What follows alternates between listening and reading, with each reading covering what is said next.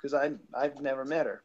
All right, greetings, my friends. Desire, host of Mighty Blue Mages, and sorry for the delay. We were having some technical difficulties with one of my guests, who just decided, "Fuck it, I'll join some other time." Yeah. So that's what we're gonna do. She will be on some other day. Sorry for the delay. Again, like it was a pain in the butt. I was like having to get out of here and then quickly Skype with her. She would show me what the heck the problem is, and I've never seen Google Hangout behave that way, so I don't know what to tell her. I'm calling it. Google's. I'm calling it gay butt kiss. That's it. It is gay butt kiss. I was gonna say it's just Google's an asshole sometimes. Yeah, Google's an asshole sometimes. Since they try to link me to CNN stuff every single day, I Google something. God, no. Fuck CNN. Corrupt news network. Screw that. It's all right. Like Naomi's like, I'm sorry. It's fine. It's fine. It's not your fault. Google's being a cunt. It's like when I get linked to Alex Jones shit just because I think he's hilarious. Someone's like, are we going to try to answer our questions more than last time? Yeah, last time I was like half asleep while we were doing that live stream. We decided to just talk politics. I don't talk politics ever, so I just figured, fuck it, I'll do it this one time. Oh, you mean when we were with Angel? Yeah. Yeah, I'm sorry. I got too way into politics myself. It happens. Everyone's got a political opinion. Everybody. Yeah, because but yeah, I mean, the one thing we all learned, yeah, it's one thing that Eddie Guerrero said once. No matter where you go, there's always going to be politics. And another good one is everyone's got a political opinion. Everyone like a political opinion is like an asshole. We all have one, and they all stink. Yeah, that's true. That's certain.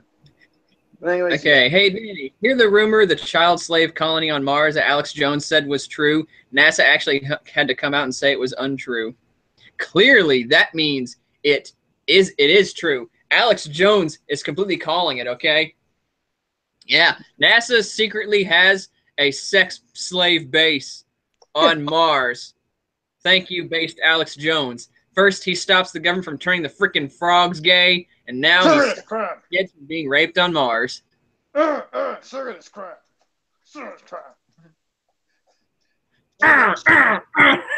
Alex Jones is a national treasure. I'm sorry. We must protect that man. He is too entertaining to not protect. Bless Alex Jones and his batshit insanery.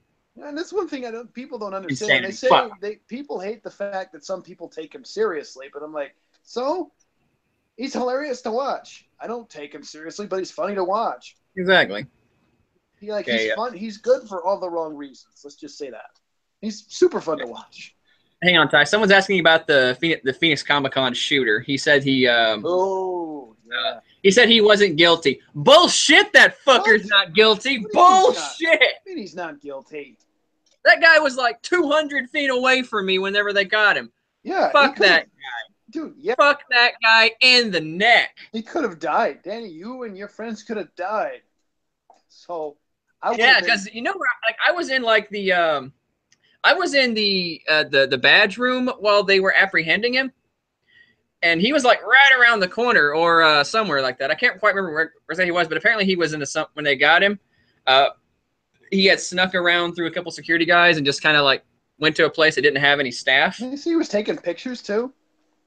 Yeah, he was taking pictures of like police officers and stuff like that. But if he had started a shooting spree, I would have been in the badge room when that happened.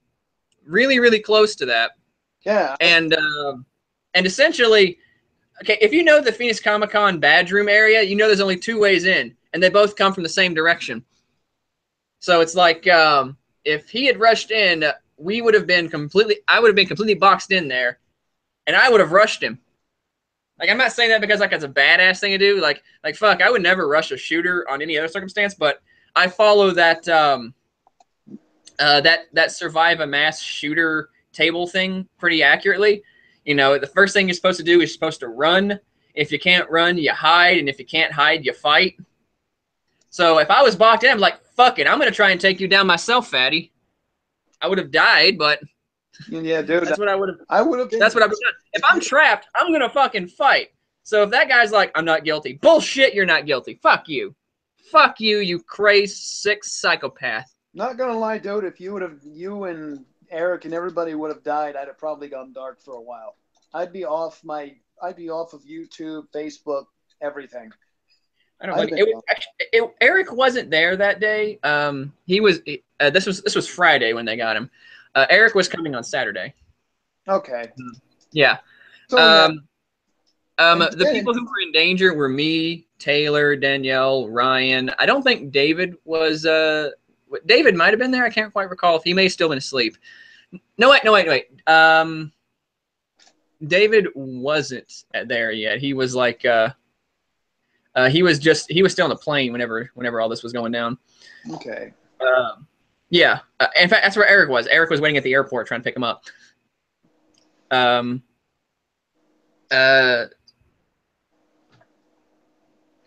Yeah, it's just like you were with everyone there last year. Yeah, pretty much everyone was in danger except for Dave and Eric. That's it. So yeah, fuck that guy. Fuck that guy in the neck. Man, I still kind of find it sad that you could have died. That's somebody retracted the message, but they said, "Can you make a Church of the Blue Mages?" No, you may not. I would prefer not to be worshipped. Yeah, we're gonna get off the topic of shooters for a second because I don't want to get things too serious. Just that's my opinion. Fuck that guy. He's guilty as shit, and he can suck my big schlong. And dang, everybody's got a live stream. Some black guy's got a live stream now. Oh, that explains why no one's watching me. They're all watching someone more interesting. Well, he's all about the politics, remember? Yeah, I know. Like, I mean, he has a bigger audience. It's cool. Actually, I like some black guy. He's cool. Oh yeah.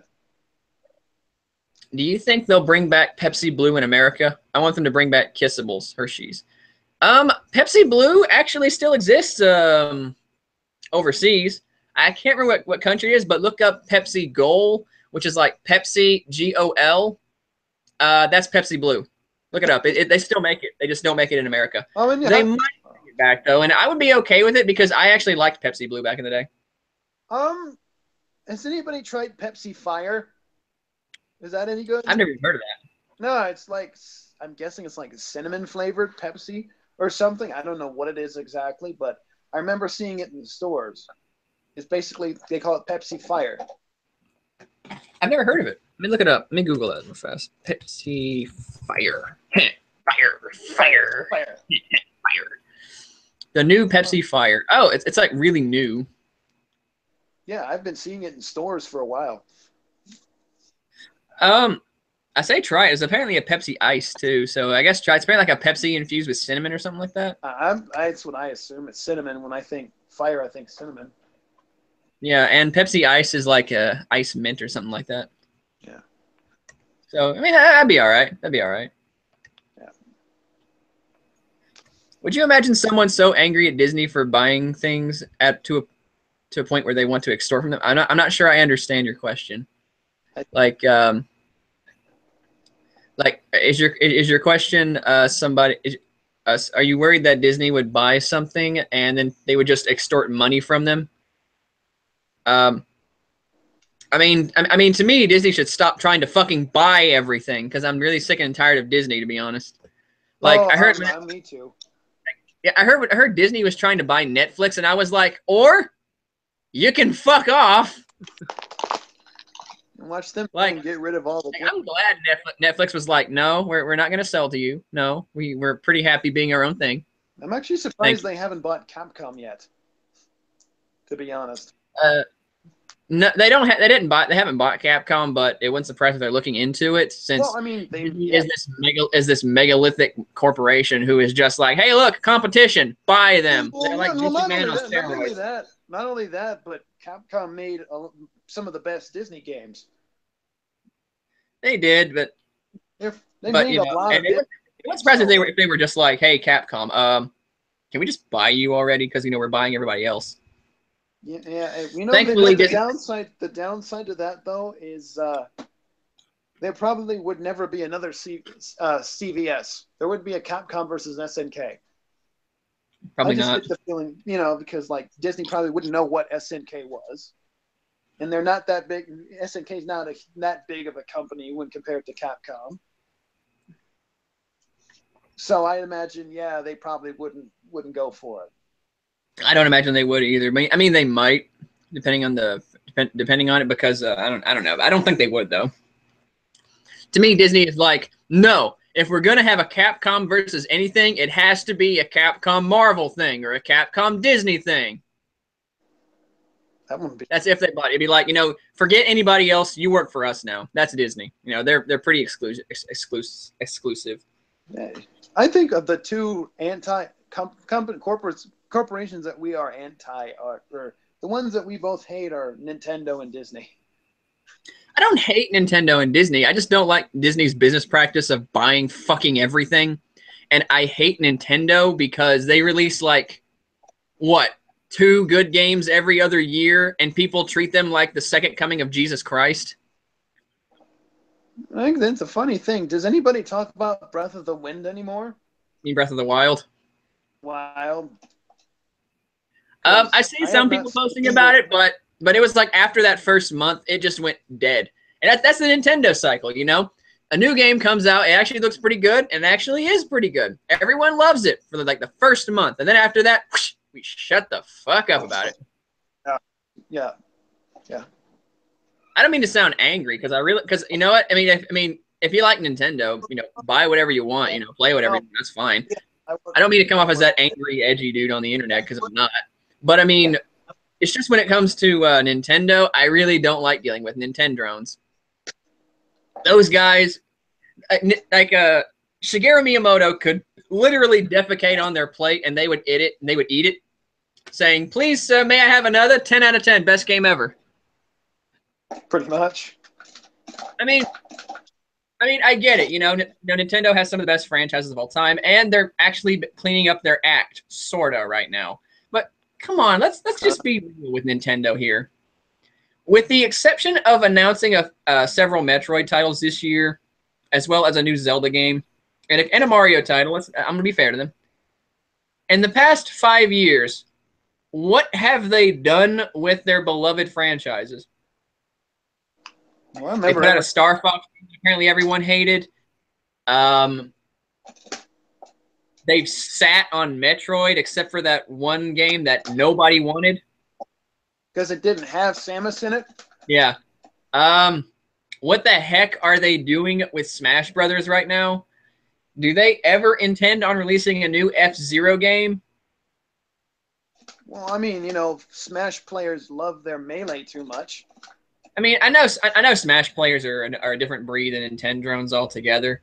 Like, they're like, they're just I don't even want to get into Smash players right now. Well, no, let me say it. I will say it. I don't like how Smash players love to tote Melee as the only game worth playing. Point they have to drop it and go to somewhere else. I mean, you don't see Street Fighter players still going back to Super Turbo. There are still players that play it, but everybody moved on. People moved on to 5. Okay, well, we're getting we're getting a bit off track. I'm really behind on the chat right now, and I gotta answer some questions as fast as I can. Some people are asking me about Anita Sarkeesian and her behavior at VidCon. I did want to talk about that. I'll save that for a little later. I am going to get to it, but that's going to be a whole other can of worms, and I want to catch up with some questions real fast. Someone wants to know if I want to go to a convention in Tennessee. Well, Tennessee is actually not that too far from me, so yeah, I might. It just really depends on where exactly it is. So depends on what con it is, what day it is, and whether or not I have the funds and time to go to it. So yeah, I can go to a convention in Tennessee sometime. I wouldn't mind. Someone's asking me about Onision copyright claiming videos. It's just more bullshit Onision does because he's Onision and he's a dickbag. He is forever going to be dickbag, and he needs to get kicked in the nuts at least a couple times. Like, he's Mr. Drama Guy. Like, I laughed my ass off whenever he made a video about iDubbbz in some attempt to get iDubbbz to make a content cop episode on him just so Onision could get a quick boost in views and money because his channel's falling on hard times. And iDubbbz's response was to just ignore it. iDubbbz knows how to take down Onision, and that's why iDubbbz is the king of YouTube. Yeah, I mean, I think he's got to deal with Joy Sparkle BS now. I've actually only seen a few of her videos, and it was all the Daddy of Five thing. It was like 5 Daddy of Five episodes every single fucking day. I thought I was bad when I was doing Blow on the Dance Floor stuff, but she put me to shame. Well, she made my Scene Kid videos look fucking tame by comparison. You know how many I made? Like, I pretty much made one Scene Kid video every day because I had so much fun with it. But she like made 5 she made like 30 in a single week. Let's see here. Someone's asking about Varg Vikernes. He's interesting but crazy. Who? Varg Vikernes. If you know who the guy is, I'll give you a brief rundown of who he is. He used to be in a metal band, or he's a metal musician, actually. He's foreign, thus the name Varg Vikernes. He's burned down a church before, because he's that type of metal fan. And he used to play with this guy called Euronymous. Have you ever heard of the band Mayhem? Not really. Okay, well, they are part of a rather infamous story where their lead singer, a guy by the name of Dead, his name was his stage name was literally just Dead, D-E-A-D. He committed suicide by blowing his brains out with a shotgun.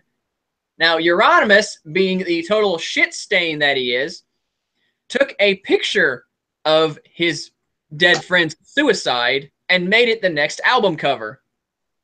Wow. So it's like Kong Kong 97, basically.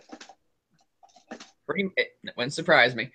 Except this is actually real. This happened. And purportedly, it's actually happened. Now, hang on. It gets crazier. Purportedly, it's not sure it's actually happened, but it's been speculated that he did take various pieces of Dead's skull, and the band made necklaces out of them. So they pulled that one thing that crazy Teen Wolf or Emo Furry did. You know, when she cut except Euronymous didn't actually kill Dead. He just showed up to his house after Dead committed suicide. Although Euronymous is a total shit stain, so immediately after Dead did that, he called up one of his bandmates and said, "Dude, it's fucking awesome. Dead actually did it. He killed himself." Euronymous was kind of a piece of shit. And I say was because, according to Varg, and I'm not sure how accurate this is, it is Varg who said this. Euronymous was planning on murdering Varg Vikernes. So Varg retaliated by stabbing the shit out of Euronymous until he died. Varg was found guilty of murder, and he went to prison for a while, but because it's Norway, he didn't stay there a lot, and he got out, and then he's back in prison now because he did some arson or something like that. I don't know. Varg is a crazy but interesting individual, and the only thing good he ever really did, according to my knowledge, was, again, killing Euronymous, who was a bigger dick than Varg is. Because I didn't know. Yeah, the story is fucking fascinating, and I really want Rob Dyke to cover it on his show Seriously Strange one day. The Anatomy of Murder would be a really good series to cover that, because it's a really fascinating turn of chaotic craziness of he said, black metal, church burning, satanic rites, and fucking suicide and murder. You know, it's a very fascinating story, and I think it'd be right up Rob Dyke's alley, to be honest. That's fucking nuts.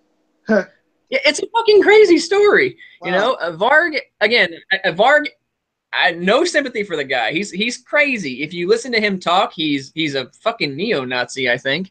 He's batshit insane.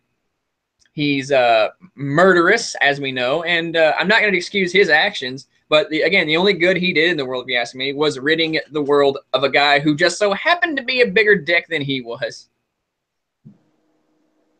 Jeez. And people will still debate that. They'll debate if Varg is the bigger dick than Euronymous. To me, as big of a douchebag as Varg is, up until Euronymous was purportedly planning on killing him, Varg didn't really have much of a criminal history. Varg didn't really say much crazy shit. If you ask me, the crazy shit he picked up was in prison. But Euronymous, grade A shitbag. Good guitarist. Not going to take anything away from his musical abilities. He was a fantastic black metal musician. The dude knew his way around 6 strings. 7 strings. I don't know how many strings on his guitar he played, but that dude knew how to shred. But fuck the dude because he was a prick. I don't think anybody actually liked him, to be honest.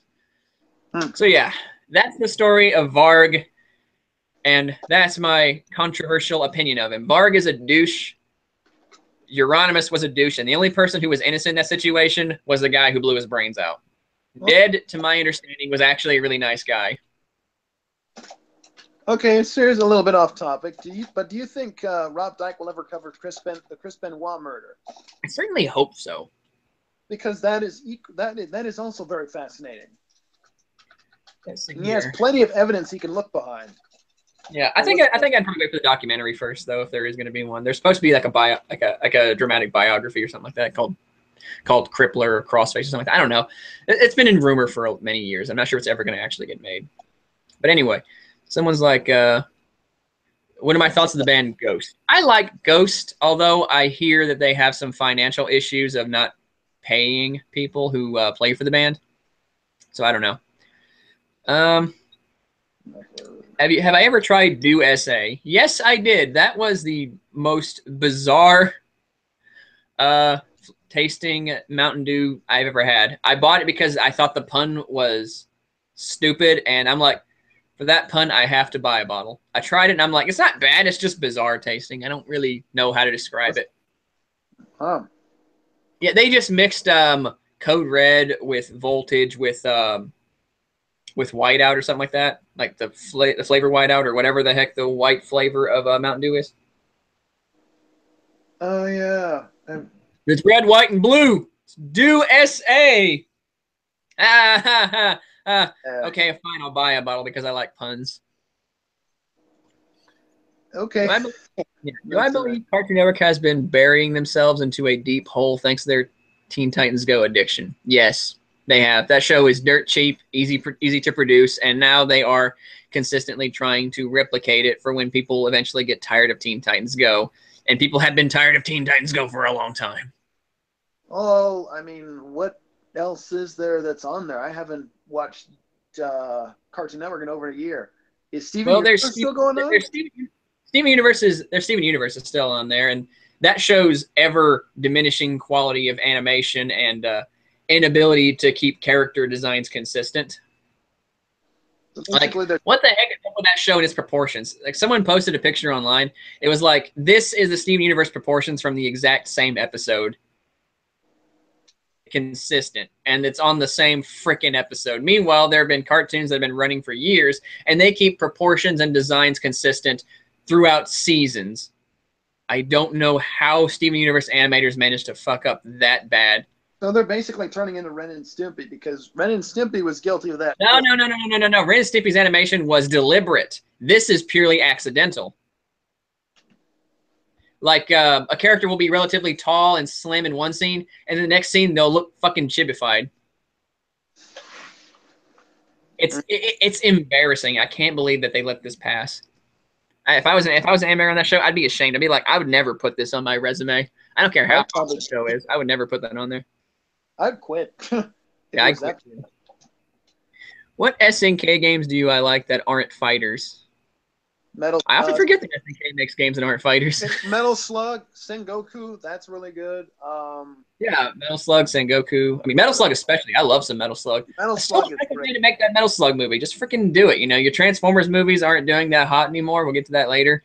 But fucking make Metal Slug, dude. I watch the shit out of that. Yeah, I think you could make Metal Slug work. I think Michael Bay could make Metal Slug work. Michael Bay is the only guy who can make a Metal Slug movie work. People are gonna be like, but it's like military jerk off explosions. Exactly. I'm like, that's exactly what Metal Slug is, and it's perfect.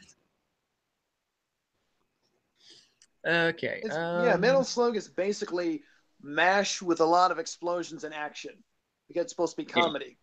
It's supposed to be also. Remember the show? Remember the show Maximum Exposure? Never heard of it. Oh, I've heard of that show. I've heard of that show. It was basically the original fail blog, but for TV. Never heard.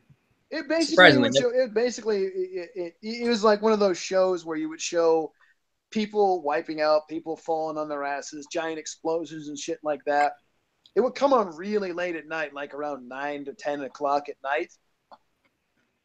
Then it would always come on like Fox or KXVO or something, WB or CW, back when it was called the WB and not the CW. Didn't know that. Yeah, it's an old show. Basically, that's what Fail Blog and all those other places would have been. Yeah. See here. Will you be able to help me with the fan dub? People in the chat always tells me I'm lagging so hard, and I can't see anything at the moment. I might be able to help you with the fan dub. It depends on what we're fan dubbing. Are we fan dubbing porn? Am I the seme or the uke in that? We'll see. I wouldn't mind getting into a fan dub and doing some voice acting one of these days. Good. I do like to voice act, although my microphone isn't exactly the best voice actor quality. It's a Blue Snowball, and I've seen a lot of voice actors trash that online. Although I have seen people defend it by saying things like you can just edit it in fucking Audacity, and I'm like, oh, well, okay. I can just worry about that later on. But yeah, I could probably try out a fan dub. Depends on what it is and whether or not I like the script. Remember the YouTube troll Alpha Werewolf? You mean that guy who threw an Xbox 360 into the woods and said now Sasquatch can play Halo 3? That guy was funny. Oh, yeah. Oh, apparently the guy who asked the question about the Varg thing said that Varg was apparently going to be kidnapped and tortured first before being killed while Euronymous. Jesus fuck. Yeah, while Euronymous was going to tape it. He was pretty much going to make a snuff film out of Varg. Oh, okay. I'm like, see what I mean? Euronymous is a prick. Fuck him. What the fuck is up with this band? Jesus. Bunch of Satan. That band is one big roller coaster of crazed insanity. See, I'll send you some links later and you'll see what I mean. I'll have to read it. I think I remember. It's fascinating. Very fascinating. Crazy, but fascinating. Would make for an interesting horror movie. Yeah, I was gonna say you can make a movie out of that. I think you could make like a slasher movie out of that. Like that could be the backstory. Let's see here. That would be a good backstory. Someone's asking if a member of Gorgoroth got murdered on stage. Probably. I don't know Gorgoroth very well, but probably, because I'm not actually really into a lot of black metal, a lot of death metal. I'm more of a power progressive metal kind of guy. So I don't really know. Best metal band from Scandinavia. I probably know several metal bands from Scandinavia, but I can't think of any off the top of my head right now. That's my opinion on Gaul from Gorgoroth. Again, I don't know a lot about Gorgoroth.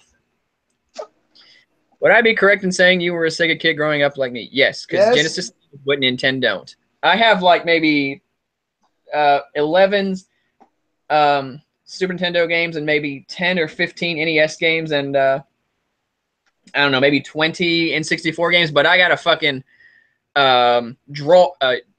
dresser drawer full of Sega games, and I got a whole bunch on my shelf over there. So yeah, Genesis does what Nintendo don't. Also, I own every single Sega console except for a Master System. I do not own a Master System yet, but I plan on getting one eventually. Yeah, dude, I grew up with Sega Channel. Yeah. Sega Channel was basically the original DLC. There wouldn't be like Netflix or any of the DLC or like WiiWare, PlayStation Network without it. The guy's asking if I know actors for a fan dub of the Boruto anime. Do I have connections? I know some people who can voice who are pretty good voice actors actually. But if you're looking for talented voice actors, then you better be willing to drop some Skrilla, because a lot of them do it like either professionally or are amateur voice actors who do it for a quick paycheck for like indie games and stuff like that. So if you're looking to do a fan dub of any kind, then be prepared to dish out some cash. Besides Super Crush, what's my favorite Devin Townsend song? Deadhead. I love Deadhead. That song is freaking amazing. Let's see. What about the Golden One? How do I feel about him? Well, the Golden One is pretty ripped. So props to him. I don't really agree with his alpha male, beta male interpretation, but that's all I know about him. The cheesemo. He's ripped and does like these alpha beta videos or so, and I don't really agree with the interpretation. So the guy looks good. So there's his props. I will admire that dude's gains all day. Yeah, he works on a daily. He works on a daily basis, baby, please. I was actually watching some Louis Marco earlier today. Works on a daily basis, baby, please. His TTs are like a BP. Are like an oil spill from BP. Oh. I'm like, you need to stop with the E's because they're making me laugh, and you need to stop that. You strange man. Why isn't there an E in Louis Marco's name? That's gonna bother me. Louis Marco. There you go. No, it should be Marco Louis. Marco Louis, baby, please. Because he's got some TTs that are not injected from oil with BP. Yeah, he was pretty on much a daily basis, baby, please. He's usually the guy the go-to guy when it comes to synthol. He is the guy to go to when it comes to synthol. He makes more synthol related videos than anybody else. Well, I can see why people cheat when they use synthol. It's that they get what's coming to them too, though, because it's like, I cheat using synthol. Yeah, you have fake muscles and you look like shit. Congratulations. And I know what people will say. People will say, you know, like, how are steroids any different? There is a difference. With steroids, you still got to put the work in. Yeah, you just inject oil into your freaking muscles and they harden to like be fake and stuff like that with synthol. And with synthol, like, if anybody in my chat is interested in what synthol, look up someone on steroids on Google Images and then look up someone on synthol. Tell me which one you'd rather inject. I'll take a steroid injection over synthol any day of the week. I would rather have a bi-weekly steroid cycle than be on synthol, okay? I would take the increased cholesterol and heart disease risk over looking like a synthol freak. Fuck synthol freaks. Okay, their gains are not loyal. Their gains are oil. Pretty much. That's one way to put it. Yeah, that's what Louis Marco says a lot. I know because I was watching a lot of him earlier today. Okay, what's my opinion on cartoonist and overall douchebag John Kricfalusi? Never heard of him. The creator of Ren Stimpy. Creator of Ren Stimpy. That's his name, John. I thought his name was John Kricfalusi. That's his full last name. Oh, it is? Okay. I've heard he's a okay. Now I know who he is. Okay, so I've heard he's a prick to work with, but he does good work. Would you agree with that sentiment? You're more of a Ren Stimpy fan than I am. Yeah. He's a horrible prick to work with because I've heard like, in production when he made Ren and Stimpy episodes, he would really pressure people to do a lot of shit. Not only that, like I think he tore down somebody's desk because they wrote the same gag because he had this weird philosophy of never repeating a drawing or a gag. So whenever somebody repeated the same drawing, off of something else, they'd throw it out. Somebody kept doing it, he'd toss their desk over and shit like that. I'm thinking, he's kind of a douche. He really took to heart his animations. So yeah. Sounds like a dick. Yeah, he's kind of a douche, but he does good work. I like his work. I have an idea. Let's put him in the same office as the guys who make Teen Titans Go. He might make them quit. Well, they try to copy him all the time. Like, the interesting thing about Ren and Stimpy is that large majority of cartoons out there that came after it would try to copy it. Like SpongeBob borrows a lot from Ren and Stimpy, for example. What else? Adventure Time borrows a lot from Ren and Stimpy. Ed and Eddie borrows from Teen Titans, huh? Ed and Eddie borrows a bit from Ren and Stimpy. Yeah, that too. Although I personally enjoy Ed and Eddie more. Me too. Ed and Eddie's got that everlasting charm to it. Yeah, Ren and Stimpy has that chaotic bit of charm and animation to it, but Ed and Eddie, it has the heart and charm in it. Yeah, actually, by the way, did you know Ed and Eddie was actually was made from a dare? I did not know that. Tell me more. I'm interested now. Basically, somebody had bet the creator Danny Antonucci that he couldn't make a successful kid show because you've seen his older stuff, like his pre-Ed and Eddie stuff, like the Brothers Grunt and Lupo the Butcher. Yeah. Yeah, like I'm not a big fan of it because it just screams edgy. You know, like like remember back in the day when 90s animation was all about being as crude and as loud as possible. You know, I remember that gross baby cartoon. Yes. Yeah. So what had happened was, somebody had bet Danny Antonucci that he couldn't make a kids show, and so he made Ed, Edd n Eddy, and then that's the story. One thing, Ed, and Eddy was actually more grounded than a lot of those kids shows, and it was funnier. Oh, hell's yeah. Because, they put a whole shit ton of effort into it, and, I still hold Ed, Edd n Eddy in the high regard as being the best of Cartoon Network. I mean, I still like Powerpuff Girls, I like Dexter, but, like, Ed, Edd n Eddy had charm. Like, Powerpuff Girls had that, what is Mr. Enter's favorite word? Seasonal rot came in early. Like, Ed, Edd n Eddy had that too, but they were still funny. Remember, the school episodes were like, they were, how do I say this? They were tender, but they were still funny. Yeah. Let's see here. But JoJo Part 1, I still need to watch JoJo. I've seen everything. I've read pretty much the whole series. Actually, technically, I didn't read the series. I didn't read Part 3. I played the PS1 game. The PS1 game pretty much has the entire story on it through mini games and fights. Someone's asking me where. Let me go back to the questions now. Someone's asking me if where I think the next Elder Scrolls game should be at. Clearly, it should be in Skyrim again. I'm kidding. I'd probably say Valenwood too. I don't really know a whole lot about Elder Scrolls lore.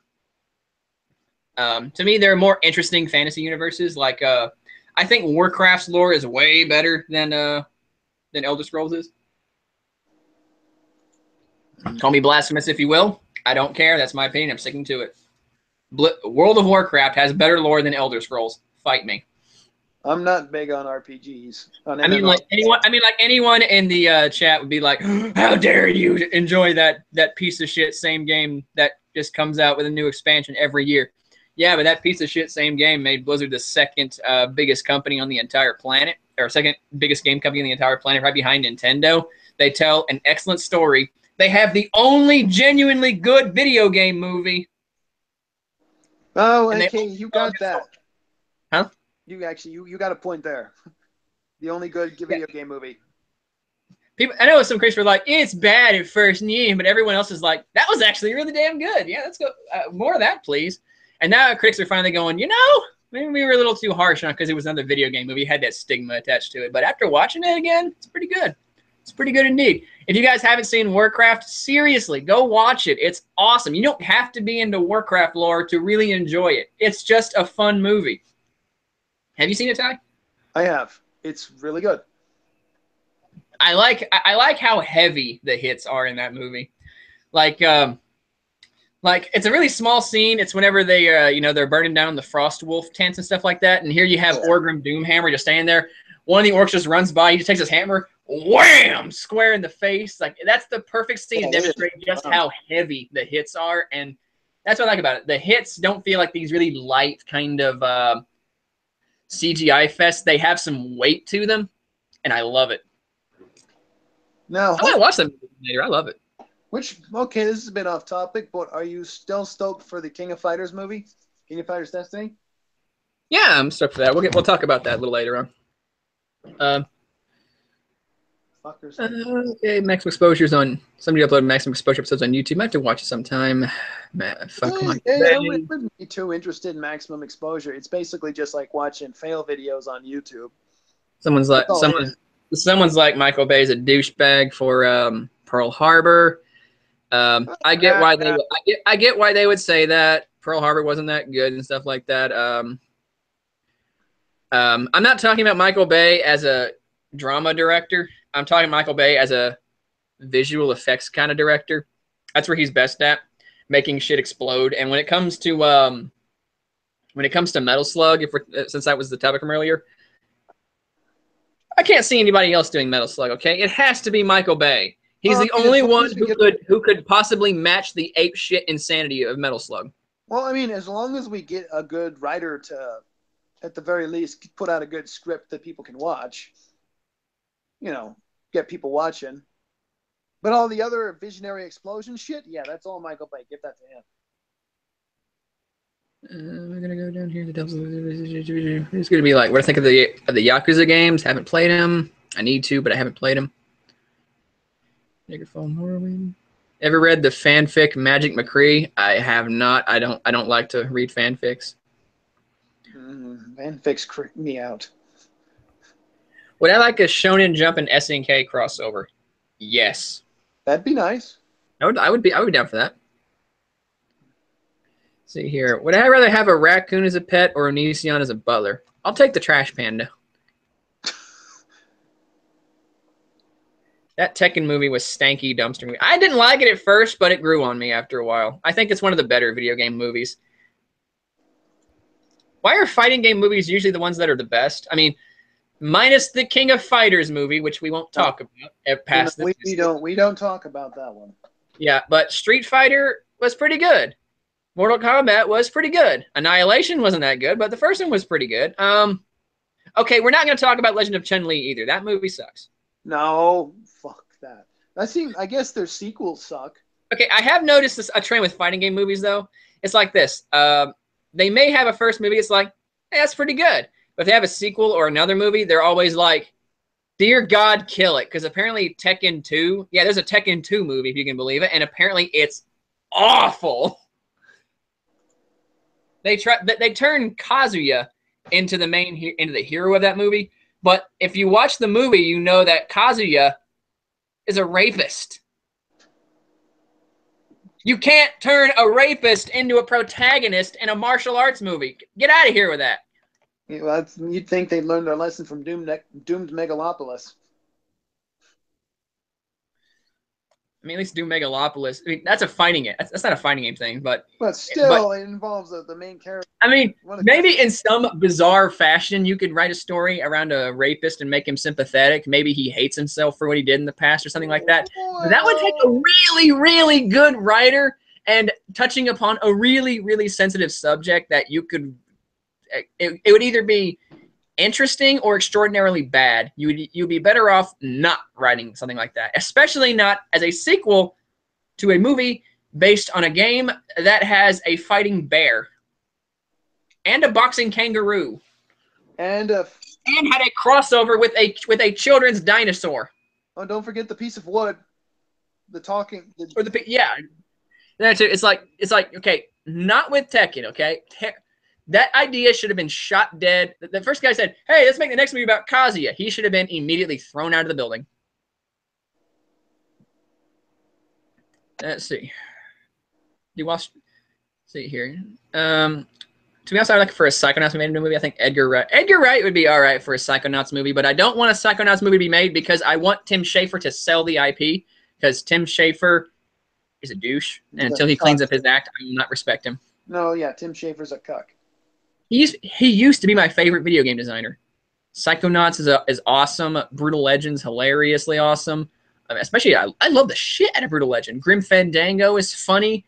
Tim Schafer could do no wrong in my eyes. And then he stuck his neck out for Anita Sarkeesian. And then began saying stupid shit. And then he got his Twitter mob to harass JonTron. Fuck Tim Schafer.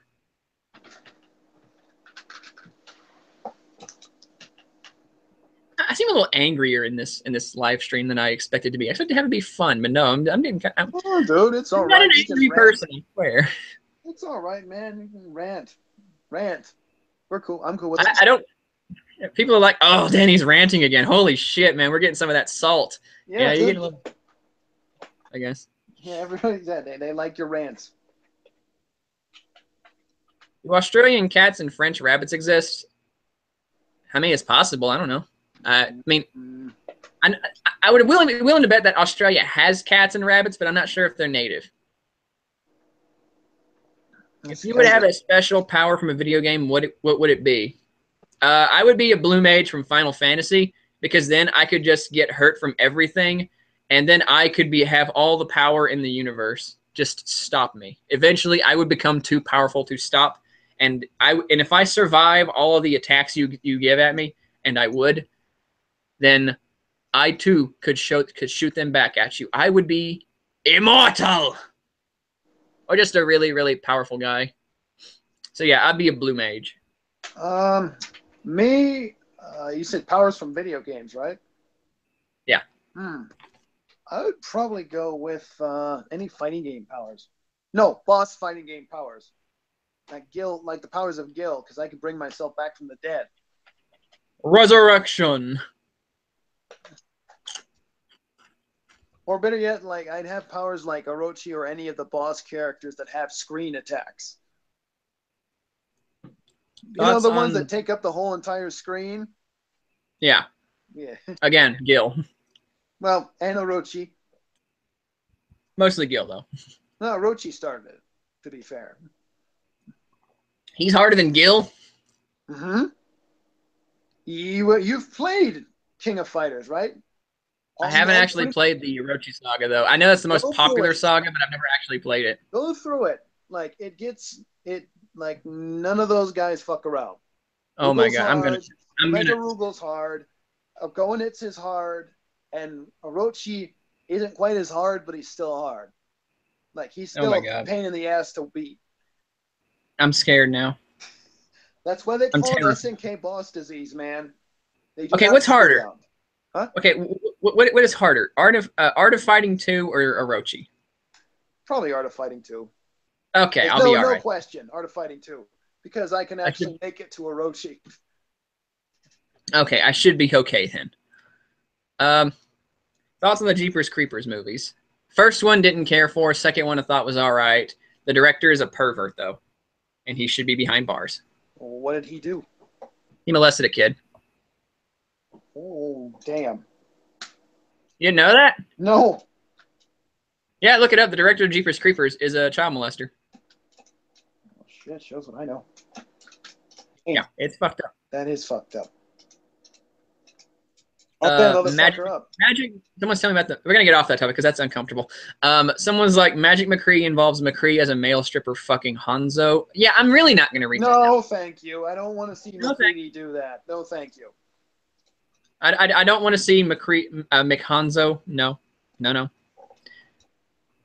Like I'm not into yaoi, thank you. Now if they did the best Joel from Vine Sauce moment. Granddad, hands down. Vine Sauce? Yeah. What's Vine Sauce? You don't know Vine Sauce? No. I'll send you some Vine stuff later. It's funny. The guy Joel, he has like funny reaction. He has this one reaction to a bootleg Nintendo game. It's just called Granddad. He just goes, Granddad. What? It's just, you weren't expecting it. It's like Mario and Grand. It's just the title is Granddad. It's weird. Granddad is just a bootleg title? I wish Street Fighter would have a create a character mode. I actually don't because I don't think Capcom could pull it off very well. Nah, not for 2D fighters. Yeah. One that changes the gravitational pull and annihilation so that's good. What's my opinion on the Back to the Future movies? I like them. I'm not like the biggest fan of them, but I like them. I like them. I like the first two.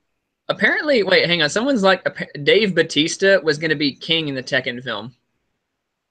You're kidding. I don't see that working out too well because King is Hispanic. Bautista is not. I mean, Bautista has the physique of him. If you covered his head with a jaguar head, then yeah, I can see it working. But I'd really prefer if you got like an actual Hispanic wrestler to do it because, you know, King is a... Why not Rey Mysterio? Because he wears a mask all the time. Mysterio is very... Okay, you and I both know that Mysterio is way too short to be King. Okay. Or why not you want 5'6" Rey Mysterio to be 6'6" King. Like, how tall is Rey Mysterio? He's a short guy, I know that. Or I better yet, how about this? How about Goldberg as Marduk? Yeah, I was right. 5'6" Rey Mysterio. Goldberg as Marduk would be perfect since that Marduk was actually based on him. But I'd say that Goldberg's a bit too old to play it, so I'd say just get Ryback to do it. Okay, Ryback. Well, Ryback or Nathan Jones, because Nathan Jones looks a lot like Marduk. Let's say probably Nathan Jones because he's taller. How tall is Nathan Jones, Nathan Jones is also a Hollywood actor. So yeah, I go with Nathan Jones. He actually is an accomplished actor. He's like 6'9", because that's how tall. I think yeah, Nathan Jones is like 6'9", 6'10", 6'11". He's a big ass dude. I wouldn't. Yeah, and I think that's Marduk's height. So I suppose he could have played Goldberg. Could have played him like back in 2001. He could have. Yeah, Goldberg would have. But was Marduk even in the games by then? Because he didn't debut until Tekken 4. Actually, that's when Tekken 4 came out. Was 01. Oh, okay. So yeah, Goldberg could have been Marduk then, but now it's like 16 years later. So I'd say get Nathan Jones to do it. Nathan Jones looks like the dude. He's as tall as a dude, and just give him a spray. Just give him a spray tan, and I mean he actually is like a Muay Thai martial artist too. He was actually in a movie called Muay Thai Giant. So yeah, I say if you're gonna get someone to play Marduk, Nathan Jones. He's like the perfect guy for it right now. Muay Thai Giant. I think that was the one that Buakaw was in. Because I know there's a Muay Thai one that Buakaw, that there's a movie that involved Muay Thai that he was in. There's another one that's coming out that he's in. I'm anxious to see it. Okay, the movie's called Somtum, also known as Muay Thai Giant. No, I don't see Buakaw's name on it. Let me look up on the Internet Movie Database. The movie apparently wasn't all that good, but it is a Thai movie. It was made in Thailand. Well, I mean, I kind of figured that since it's Muay Thai related. Yeah, Nathan Jones. I don't see Buakaw. I don't think Buakaw was in that. No. Okay. But yeah, anyway, back to the topics. Right, what's Minecraft movie in 2019 and Dragon's Lair movie. I don't know how Minecraft is going to work, but given the Lego movie, it might be okay. Dragon's Lair, the movie, I can get behind that. It should have had a movie years ago. Ever played Police? I do remember Don Bluth talking about making a movie. So someone's like, someone's talking about that whole sympathetic rapist story. Someone's like, Vampire's Portrait is a yaoi manga that has rape, and the guy raping the uke regrets it. What? That's porn. That's a different subject. It's supposed to be like an erotic fiction. It's like, I'm sorry for what I did. Please have sex with me now. It's like it doesn't matter, No one takes porn writing very seriously. But dramatical murder. You should take that back, because Emergence did take their writing seriously. Oh yeah, Emergence. I read it. It's actually quite sad. It starts off hot and then it gets really sad. Yeah. I've only read a few chapters of it because I heard it was really sad and stuff like that, and I'm like, it's getting uncomfortable. I read the whole thing. It gets worse. Oh God, that poor girl. Yeah. It just. I'll have to read. I'm curious now. I'll read it later. Shoujo Beat. Never. Thoughts on the classic Shadow Warrior FPS game? I never actually played the classic one, but I have the new one and I love it. Which one? Shadow Warrior. Shadow Warrior. Never heard of that one. It's a first-person shooter game. It has like a Steam remake. It's actually a good remake too. Very bloody. Well, most FPSs are bloody, to be fair. This one takes the bloodiness level to another point. It's all about the bloodshed. So it's like Unreal Tournament, basically. On steroids. I'm going to say it's hard. So, okay. Shadow of the Colossus could be an interesting TV series. Shadow of the Colossus, I don't see how it would work as a TV series, because it would have to be really episodic and just, big monster killing me. There's not really a whole lot of chance for dialogue there. Like, you can do some lore for it, I guess, but I don't know. Shadow of the Colossus, Shadow of the Colossus is a story that, if you ask me, is best told through gameplay. Like, it's the only story in a video game that needs to be a game. Wouldn't it just be a monster of the day sort of thing? It would be. But that's why I think it has to be a game for its story to be as effective, because you experience the stuff that that Wanderer goes through. You are the one traveling, and you are the one going through all of this anguish and strife trying to resurrect a woman who doesn't even have a single line of dialogue in the movie. And you don't know a whole lot about what's going on. You just know that you're desperate to revive her. That's it. And then whenever the story actually does kind of come in towards the end of it, I don't know. It's just like the story, it has to be a game. If it was anything else, the story would not work, if you ask me.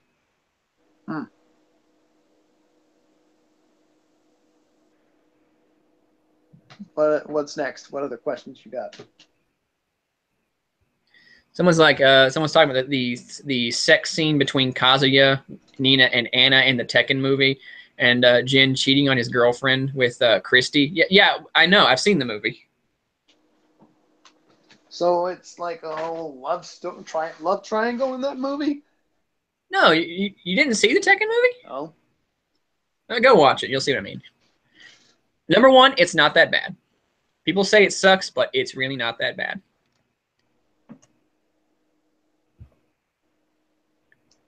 Invader Zim movie. I don't worry about that. On the bright side, there's an expansion in the game Victor Vran, all about Motorhead. Oh yeah, that's a Brutal Legend. Favorite fruit? Don't know.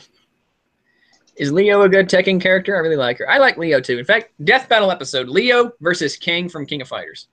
Oh, you're welcome. I was going to say Rock Howard, since she kind of looks a lot like Rock.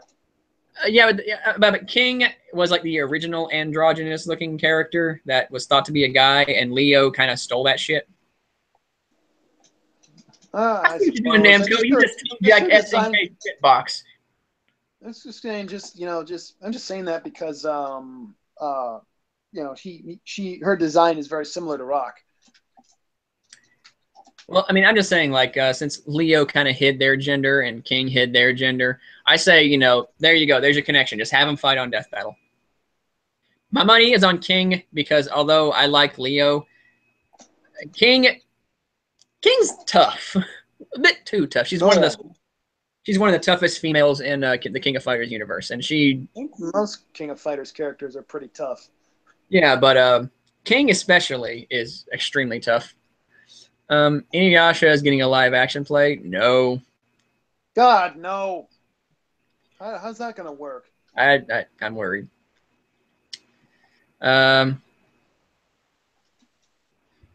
People making fun of me for that Blue Mage thing earlier. They're like, I'm Quina and don't fuck my deadly forks. You got it. I will fork you up, son. Someone's like, I don't even trust you to do a simple fire spell. Let alone be a Blue Mage. Hey, I'll have you know I went and burned trash earlier today, and the only thing I burned was my neighbor. I'm kidding. I just went and burned some trash. I'm fine. Everyone's fine. Except that cat. I'm kidding.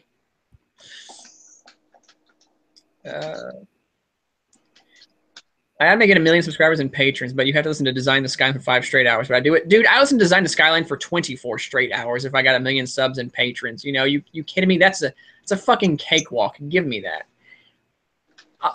Give me the album. Hand me the album right now. I'll blast it. Say I'll blast it. I will borderline ruin my eardrums with it. Give it. It's not even a question. What's my favorite JonTron moment? I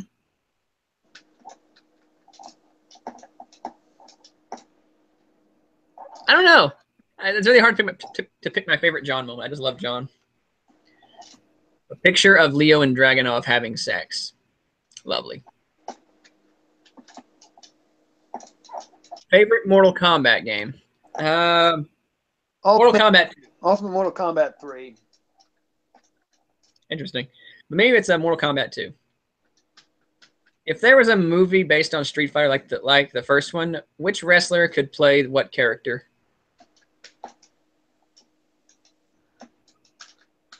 John Cena as Gil. Oh, wow. Because Gil never stays down and John Cena always kicks out at 2. I was gonna say Triple H is Gil, but that works too. Oh, it was the joke I was making. If there was a Street Fighter movie, who would I pick to have? I really don't know who I would have picked because I don't know anybody on the roster right now who could play a Street Fighter character very well. Wait, no, I do. Dean Ambrose as Cody Travers. I knew you were going to say that. Yeah, it's the only one I can think of doing very well. Dean Ambrose looks like Cody. He's about as apathetic as Cody, and whenever he lets loose, he's just as crazy. So yeah, there's the only person I could see on the roster doing anything Street Fighter related. Dean Ambrose. Hold on, dude. What about what the hell is it called? Dolph Ziggler as Ken. I could see that. Oh. Okay. Dolph Ziggler is Ken if he straightened his hair again. There you go. That'd be fine. He does look kind of like him. You know, he's about as cocky. What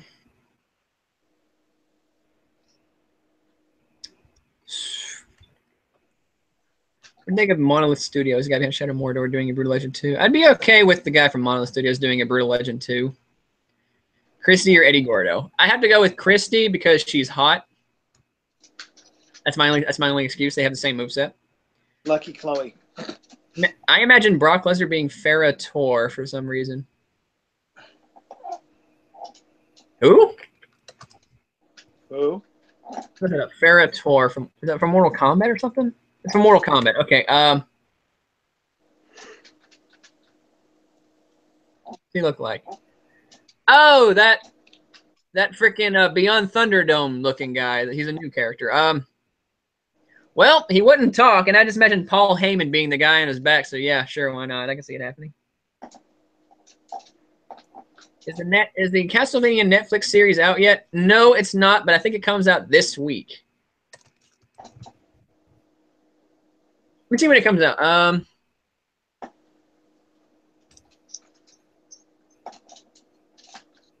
I know it comes out like freaking this week. It has to come out this week or something like that.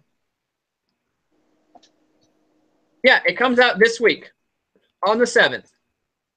So this Friday. And you better believe I'm going to be there day one marathoning that shit. Have I read the porn comic called The Dragonborn Comic? It's basically the Dovahkiin fucking every single race in the Elder Scrolls lore. Everyone's asking about porn today. Is that the one that... No, I haven't read the porn comic, but I'll look it up later. It sounds hilarious. You're asking about Bible Black. See, what is that with it? Okay, who brought the perverts in here? Seriously. Everyone's asking about porn. If there was a Soul Calibur movie, I could imagine Batista being Rock or Nightmare. I could too. I could see him doing either one. The real bad take movie was the anime. Remember when Anna got eaten by an invisible dinosaur? I have a soft spot for that movie. It's not very good, but I can see it happening. It's not very good, but I like it. If King is in the King of Fighters movie, I imagine Holly Holmes being her. I can kind of see that, yeah. I don't trust MMA fighters being actors, but I could see Holly Holmes being her. I'll never give up, not to anyone. I remember that from the Tekken anime. That is one of the most glorious moments of overacting ever. I love it. Are you ever a fan of the New Age Outlaws? I like their mic work, and they're both solid workers. But in all honesty, I was never really that big of a WWF guy growing up. I was a WCW dude. Yeah, so great. Yeah, so I like NWO over DX. That's me. If there's a King of Fighters 15, we like to see Terry, Mary, and Kim form a new Fatal Fury team. I don't see how that would work very well. I know that Mary is apparently coming back to King of Fighters 14 due to some leaks that just got happened after someone data mined it on Steam. But I would be interested if Terry ever formed a team with Mary, because they should at least fight together once. They're a couple. Apparently in Destiny, they're actually going to be like they're finally going to actually have an on-screen kiss from them after 20 years. It's like, wow, it took you guys long enough to finally give us this. Let's see here. Someone's like, they can imagine Asuka being Chun-Li. Wait, Chun-Li is Chinese. Asuka's Japanese. I don't know. I don't think that would work very well. What about Asuka kicks pretty fucking hard, so I can see why they would think that. But I don't know. I couldn't see Asuka being that because Asuka's not Chinese. She's Japanese. Oh, I'll get the next question. What were your thoughts on WCW in early 2001 when it looked like they might have had Bishop buying the company? Would have been a lot better. I would have preferred it. Yeah, Oh yeah, Paul had sent me that one thing about WCW having racism. I haven't watched that yet. Oh, I saw it. It's basically like I'm subscribed to WrestleMania, but I haven't actually seen that video. I need to. I've seen it. It's basically a bunch of racist stuff that they've said in the past. It's racist stuff they've done, and that's true. It's happened. But I'm thinking like they've gotten better. Someone asked me if I would mind coming onto a podcast to talk about Blood on the Dance Floor. I might. I don't know. You got $5? I'm broke. I'm broke now.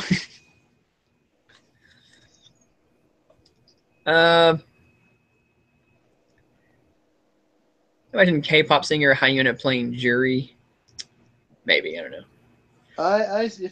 If it were a porn movie, I would definitely see Larkin Love doing Jury. Let's see here. Who would play Vega? I imagine Seth Rollins, Roman Reigns, or Bray Wyatt. Seth Rollins or Roman Reigns. Bray Wyatt is Bob. Bob. I really don't know who in WWE would play Vega. No one's like that. You know what? I know he's not Spanish, and he was like for Ken earlier, but I could kind of see Dolph Ziggler being Vega, or maybe The Miz, because The Miz is a stuck-up prick already, and he would just kind of work with Vega. I don't know. Vega is kind of hard to cast. You know who I wouldn't cast as Vega though? Oh, that guy from the Black Eyed Peas. Which one? I'm throwing shade. That movie sucks. Which one? The Asian dude from Black Eyed Peas. He played Vega in the Chun-Li movie. Oh, wow. That's embarrassing. That is embarrassing. What's funny is they got his character completely wrong. Not only was the fight dog shit, it was over in like a few seconds. But at the same time, Chun-Li said something like, wow, no wonder you wear a mask to hide that ugly face. I'm like, no!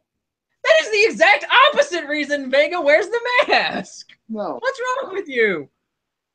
Yeah, that's terrible. Vega wears the mask because he's beautiful and he doesn't want his face to get hurt. He doesn't want his face getting scratched. It's not because he's ugly.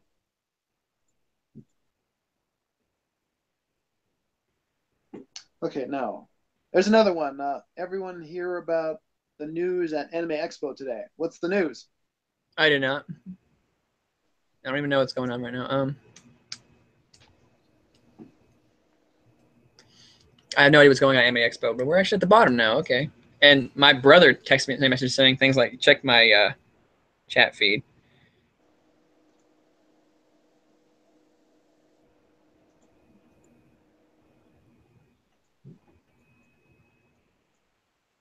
I don't know what happened at Anime Expo today. Savio Vega could play Vega. Damien, go in your fucking corner and stay there until I get there. I'm gonna take a dump on you. What about Fooly Cooly? I heard they released the trailer for the next season today. Ooh. Haven't seen it yet, but I'm interested. Oh, that must be what they're. Okay, I see it now. They're talking about the panel for Fooly Cooly 2, and apparently the panel for Fooly Cooly 2 was at Anime Expo. That was the news. People like this one dude's like, I could grow my hair out again and I could play Vega. I am not anywhere near that pretty. I'm not pretty at all, actually. So, yeah, I'm going to go ahead and say that I would be a very bad cast as Vega. I might cosplay as Vega one day, but if only I could wear the mask and be the bad Vega and hide my hideous face. So, yeah, I don't think I could be a Vega in a movie. That's of course they may wear the mask at all times. Then I might be able to. Well, here it is. Here's the trailer. Currently, trailer. Probably watch it after this is over. Oh, they're having a crossover with what appears to be .Heck. I could be wrong about this. Or is this a different show? Oh, I don't know. Same guys, same people, fellows. You know the band. It doesn't look like it's Naota this time. Interesting. But it looks like the girl from .Heck. I'll watch it later. don't want to talk about it right now because I haven't seen it yet, and I don't want to like pause the stream so I can go watch a trailer. It would just mess up the game. I was letting you know it's not coming until next year. I'll tell you. Okay, so I got plenty of time to watch it. Which Street Fighter 2 sub boss do I find the most annoying? Balrog, Vega, or Sagat? Sagat. Fireballs all day. Tiger, tiger, tiger uppercut, tiger, tiger, tiger uppercut, tiger, tiger knee, tiger uppercut, tiger, tiger.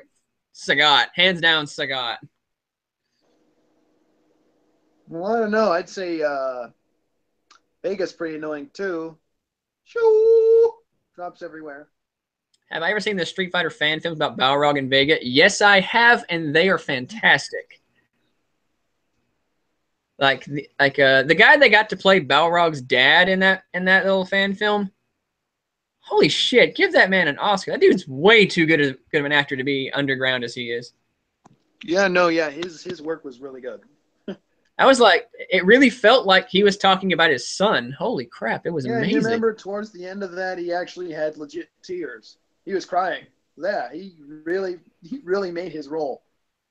I was like, seriously, dude, give yourself a round of applause. That's you are a great actor. Trigger reveals they have 2 new shows coming out. Thoughts on DC Superhero Girls? Haven't seen it. Is it? I don't know if it's out yet. If it's not out yet, I have no opinion of it. I might watch it sometime. If it's any good, because I like DC. Do I have any? When I was making the Tiger Drift, someone's like, Tiger Electronics. Showman Studios. I'm gonna give you a shout out for that. That's some good stuff. That's a good joke. I appreciate that. Do I have any Nindoroid figures? No, I don't even know what those are. Nindoroid? Memoirs of a Geisha. Zi Zhang played Sayuri. Okay. Squeeze your butt cheek as hard as you can and scream as loud as you can. Smash. You mean that slam thing that what's the guy's name again? Ethan Bradbury? You mean that slam thing that Ethan Bradbury did? What is it now? Ethan Slam? Yeah, there's a prank, if you want to call it that. The guy that the Bradbury brothers did, wherein they would just do something and just yell the word "slam" out loud in random places. I'm like, how's this a prank? You're just yelling the word "slam" in random places in the. Okay, whatever. It's your channel. I recommend watching H3H3's videos on the Bradbury brothers because they're dumb. In Street Fighter V, Vega's not wearing his mask a lot of the times. He'll take it off, but in thoughts of me playing Vega in a movie, I'm like, if I was gonna do that, I would have to wear the mask at all times because I have no faith in my looks in playing Vega. I'm not anywhere near pretty enough. Yeah. Speaking of fighting games, looks like Low Tier God is actually getting into Tekken. We'll watch that later, though. We'll watch that later because it sounds like he's gonna get salty really, really fast. The guy is a running joke. Low Tier God, more like can't play games. Low tier fraud, low IQ scrub. I could do this all day. Low tier free. Let's see. Low free God. Yeah, there you go. Or free tier God. There we go. Yeah, I have a human gift for you. I think they should do a live action He-Man reboot. I would be interested in watching it. Yes. Let's see here. Does you think the lottery is good or bad, and why? I don't play the lottery, so I don't really care. My opinion is pure apathy. I would not play the lottery, so I don't care. I get its appeal, but well, it's not, but I'm not gonna do it. I'm not gonna play lottery. You know, I make my own luck. I'm not gonna win. I'm not gonna win $28 million on by buying a scratch off ticket. It's not gonna happen. So I'm not gonna play. I'm not gonna try. I mean, I did it once, and I got $5 from playing. That's about it. Yay. Do I think they should do a live action He-Man reboot? Yeah, I already asked that. What do I think of Wonder Woman? I loved it. Awesome movie. Thoughts on the BlazBlue games? Their stories are awful, but They're fun to play, and I want to cosplay as Azrael one of these days because Azrael is a badass. I'm not a fan of their character designs, except Azrael and Talkaka. Other than that, I feel like all the designs are cosplay bait. They are, but dude, Azrael, he's a fucking badass. Well, like everyone's got these really super huge weapons, and he's like, I just got my hands. I'm gonna whoop the shit out of you with them anyway. Do you like the anime Kuro's Basketball? Never heard of it. Wait, someone's asking if I'm gonna play Shaq Fu Legend Reborn when it comes out. Yeah, I'm gonna play it. I'm gonna review it too. I mean, looks like there's effort put into it, unlike the original. Well, the original had effort put into it too. The music is good. The graphics are pretty good. The animation is good. It's just the game itself is terrible. Yeah, they didn't put any real thought into the fighting game itself. Let me see. I remember once me and Ryan were playing it to like do a let's play and stuff like that. Like we were just fucking around. Like we didn't actually upload it, but I wish we did because you know what it was? It was just like 20 minutes of me kicking him in the corner. And he was going, stop it. I was going, yeah, I was going to kick you in the corner. Pretty much how you play the game is just man the C button. Man the C button. That joke is older than us. It's not, but I don't think anybody else is going to get it. I mean, I don't think Urinating Tree even remembers you and I exist. We've talked to him a couple times. In fact, me and him once used to talk about the about doing a crossover one of these days, but it never happened. But if you guys don't know, but look up Urinating Tree. He did a video. He did a couple videos on Shaq Fu, and he did a joke at the very end where he was like, "Man the C button." I guess all he does is sports and politics. Actually, his sports videos are actually really funny. I'm not really a sports guy, but I'll watch it sometime. I just miss his game reviews because he was because he was a game reviewer back in the day who actually had some cleverness and effort put into his stuff. I have one character. Basketball. Could they do a She-Ra Princess of Power as well? I would say so. Do you know you know that Speedwagon's voice actor JoJo's English was black? I did not know he was black, and honestly, I don't really care. It was neat, I guess. I mean, I don't really care about someone's ethnicity as long as they do a good job in voice acting. I mean, yeah, Bollock's a white dude. Hazama. What name do I hate the most, male and female? That's a bit of an odd question.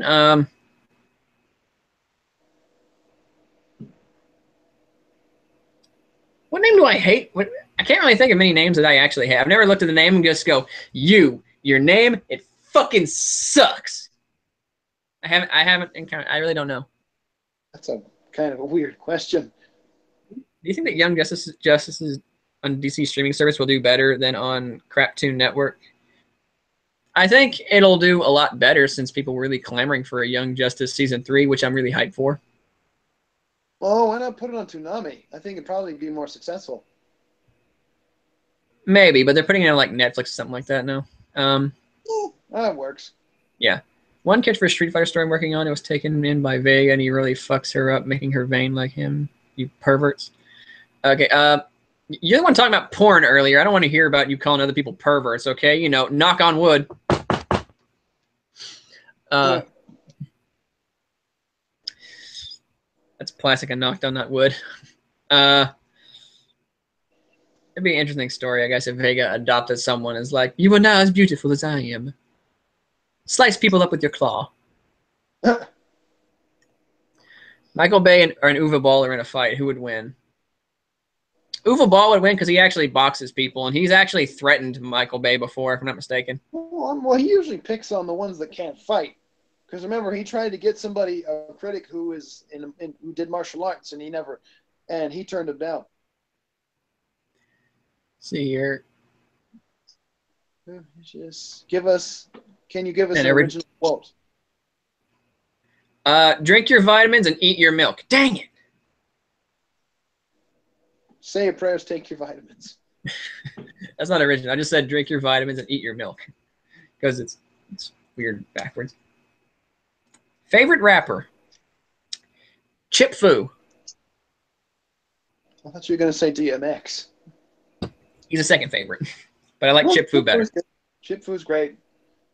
Chip Fu is just freaking... How does he do that? That's just my only question when it comes to Chip Fu whenever he's doing his raps. How does he do that? If you guys don't know who Chip Fu is, look up the Fu Schnickens. You'll know which one Chip Fu is. I guarantee it. If you just hear him, you'll be like, oh, that's the guy. How does he do that? You know, the great song to look for is Crazy. That's like his best song. That one is a solo. Yeah, it's like Crazy. It's like a CRAY dash letter Z. Yeah, he does a solo with that one, and he kills it. He kills the beat. He doesn't just kill it, dude. He murders it. He throws it out back and beats it to death, and comes back and pisses on it. That's how badly he kills that beat with that amazing flow. How does he do that? I need to know. Chip Fu, if you're out there and you hear this somehow, what are your secrets? Where would you like your subjects to build your... Okay. Where to build your temple, my lord? On CNN's headquarters.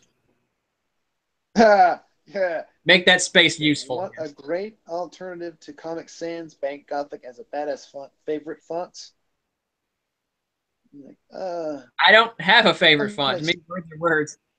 Oh wait. No, I do have a favorite font. I like Hyborian because I love Conan. Well, why does everyone hate Comic Sans though? I've always wondered that. It just got everyone was just freaking using it, and eventually it just became like a joke. It's like, you know, Comic Sans is autistic. That's the joke.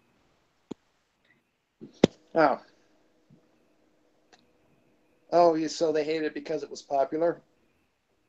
Everyone was just using it. It just got old. It was like the default. And it was like, it is Comic Sans. Do I like Fozzy? Hell yeah, I like Fozzy. Dude, Chasing the Grail, that's like one of my favorite prog metal albums. I mean, I like Fozzy's other albums, but dude, Chasing the Grail. Chasing the freaking Grail is amazing. Have I ever watched... Inside the NBA? Is that an ESPN game? No, I haven't. I followed basketball when I was like 10 or 11 because I don't know. I just like basketball when I was a kid. I'm not really a big basketball fan though.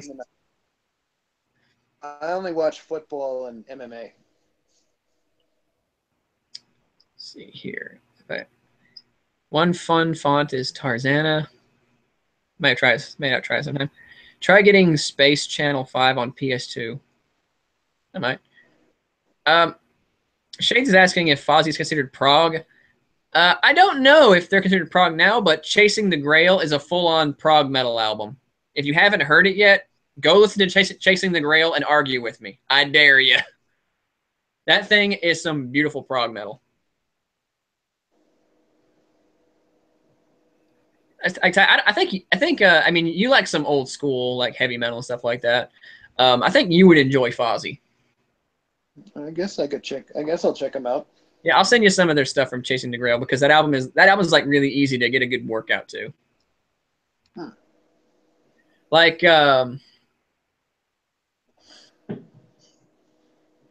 Camelot. How do you feel about the band Camelot? Oh, I love Camelot. Camelot's amazing.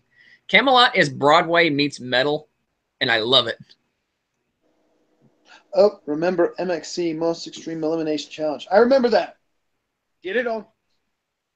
Oh, I didn't. I think I saw that, but I forgot to answer. I do recall that show, yeah, but I don't think I ever watched it. I know it's existed, but I don't believe I ever watched it. It's basically the original Ninja Warrior, but played up more as a joke. It's more like a comedy version of Ninja Warrior. Will Scott Steiner ever use an indoor voice again? Will his pectoral muscles ever fix themselves? No. I don't mean to be mean to Scott Steiner. I actually love the guy. I think he's hilarious, and he's actually one of my favorite big men in wrestling, or pseudo big men, I guess. He was never really that tall, but damn, if he didn't just come to the ring looking freaking jacked and shit. So I got a lot of respect for Scott Steiner. He was like Honestly, he was the thing that was keeping WCW alive toward the end of their lifespan. And if Eric Bischoff had managed to buy WCW and keep it afloat, he probably would have kept the belt on Steiner, because Steiner was like the perfect champion for that time period of WCW, which actually was seeing a bit of improvement in its quality before its demise. Like, have you ever seen like Scott Steiner's old WCW promos toward the end of WCW? Like during 2000, 2001? Yeah. No, I have not. Okay, Steiner never used a script. Oh, so he was old-fashioned. No. He never used a script for these. Watch it, because he cut some of the best and most scathing shoot work promos ever. And it was like, damn, Steiner. Holy shit, this is awesome, man. That's what, so yeah, so it's back to old school. Like, I'm not saying like back in the day where they would yell behind a backdrop. I mean like back when they had to just say what was on their mind. Yeah. And he was freaking killing it. He was giving some fantastic promos. I mean, he was going off on me. He didn't know what he said was a work and what he said was a shoot, because he was really good at blurring that line. We're pretty much all in agreement that what he was saying wasn't working at all. He was just be like, fuck all these people. He went off on Ric Flair live on TV once.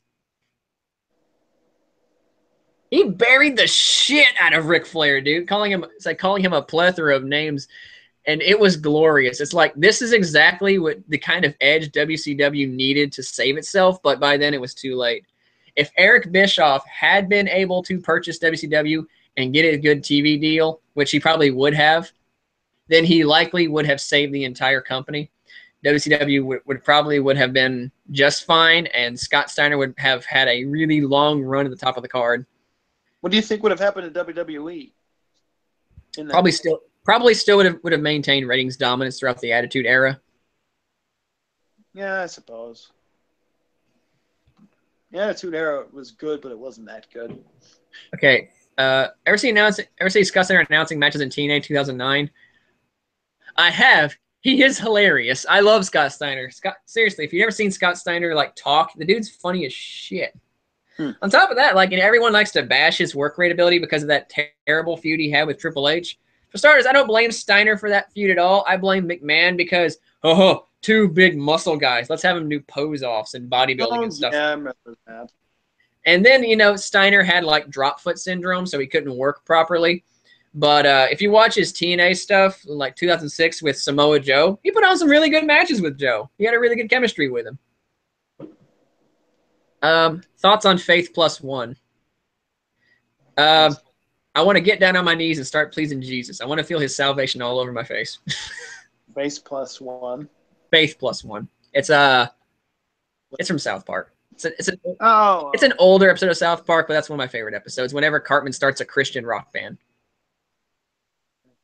Did you ever see the video Scott Steiner plays video games? No. I'm gonna watch that later, but it sounds funny. Can I impersonate Triple H? Well, you see, what I got here, is a shovel, and I'm gonna bury, you.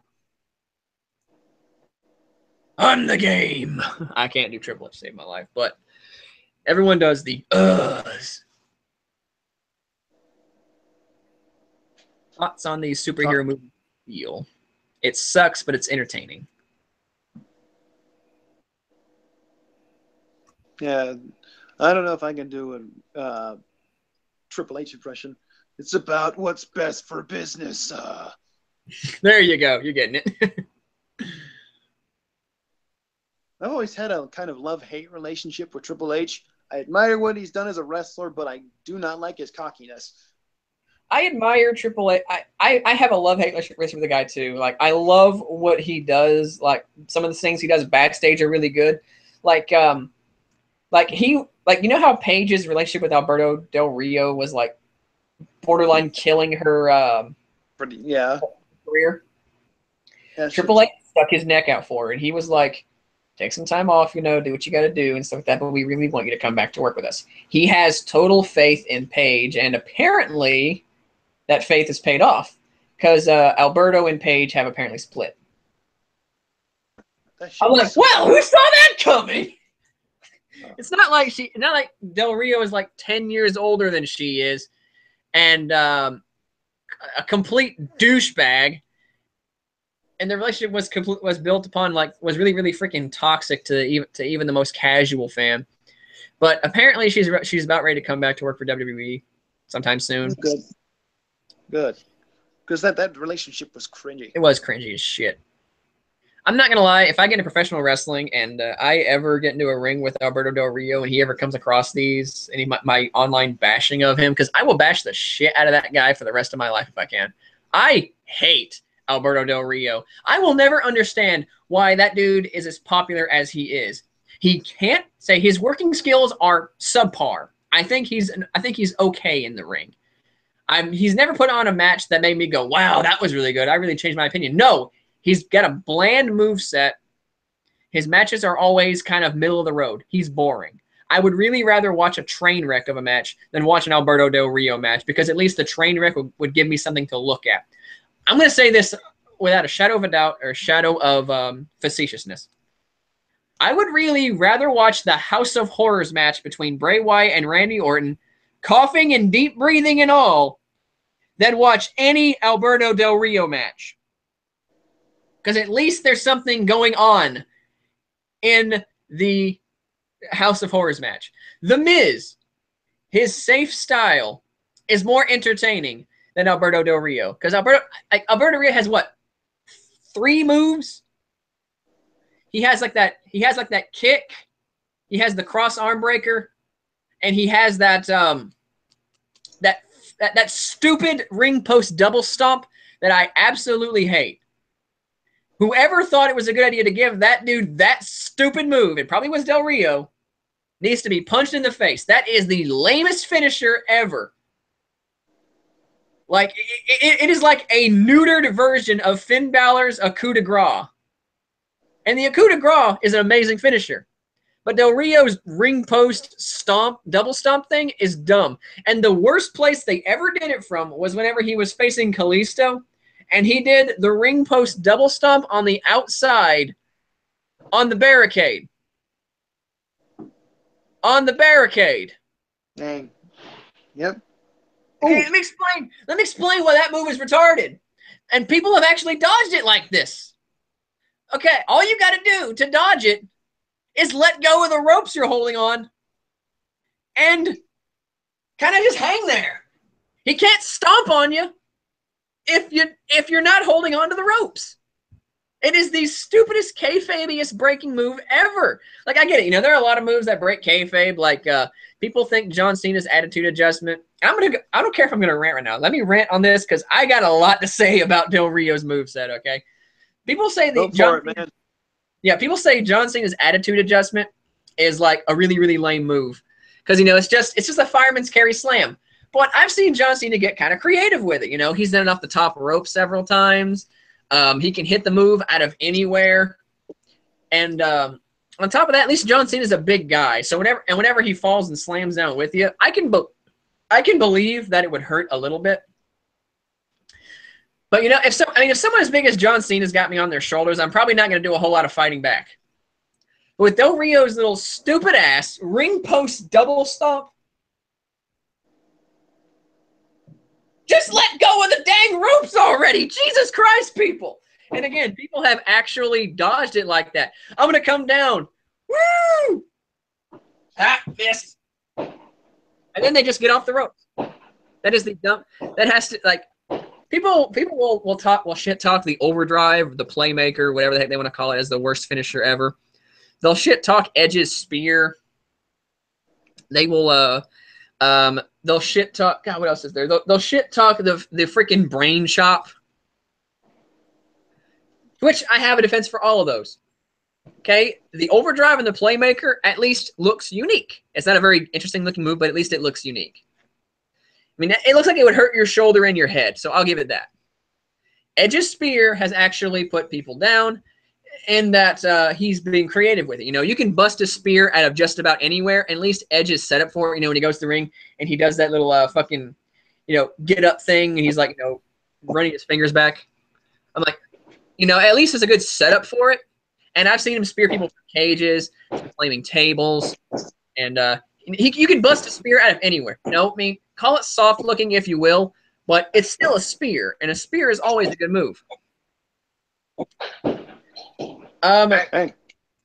And shit, what else is there? The brain shop. At least Great Khali is tall. At least that dude's big, you know? I mean, if he karate chopped me on the head, I'm probably gonna feel it. So it looks like shit, but I'll give him that benefit of the doubt. At least he's big, and I've actually seen him do a brain shot that actually looked relatively effective. Although, if you ask me, the Punjabi plunge is a better finishing move. He just got lazy. The double stomp, why that move is never talked about as one of the worst finishers ever is beyond me. And the sad part is that is the best thing about Del Rio. He has a shit finisher that you can talk about. Name me one good Alberto Del Rio promo. Anybody. Anybody's into wrestling. Can you think of a moment when you watched an Alberto Del Rio promo and went, yeah, that was actually really good?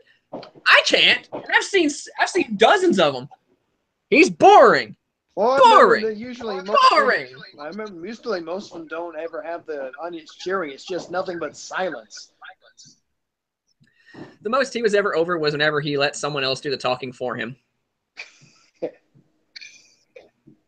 I'm serious. Like Ricardo Rodriguez was his announcer for a while, and that dude actually had charisma. He can talk, and on top of that, the dude can work too. If you ever saw him in NXT as one of the Lucha Dragons before they brought Kalisto over to team up with Sin Cara, yeah, Ricardo Rodriguez wore a mask and was teamed up with Sin Cara to be the original Lucha Dragons. Ricardo can work.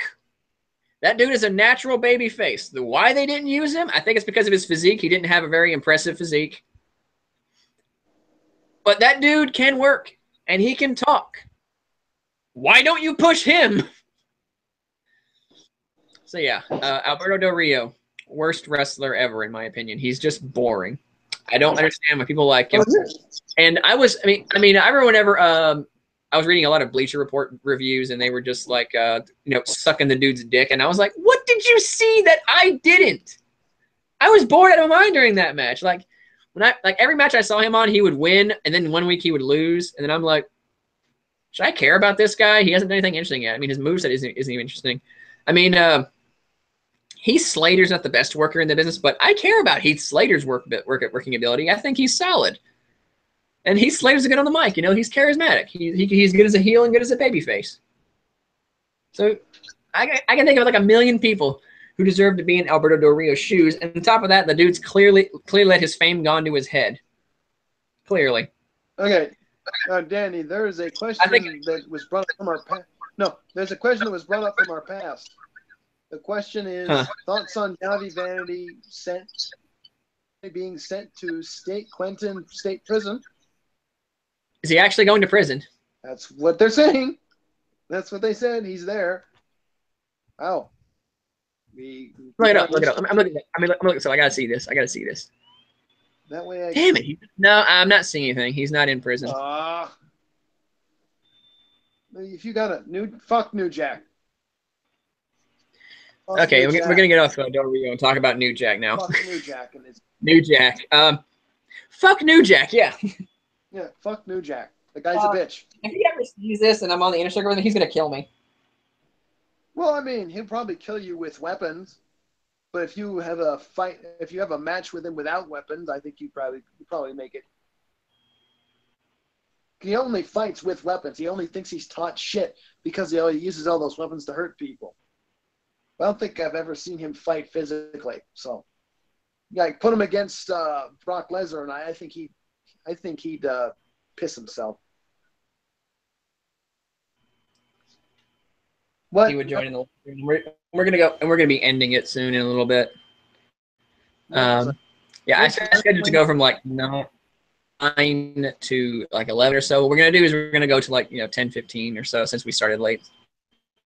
Well, anyway, here's another one. Which wrestling finisher has a pretty much 100% chance of killing you? How about any wrestling move from a fighting game? I'll try to kill you. But I can screw neck whip. That would kill you. Shit, what else is there? EX backbreak. He would freaking murder you if you landed wrong. Moonsault press would kill you. Oh, the number one move that will probably kill the shit out of you is the burning hammer.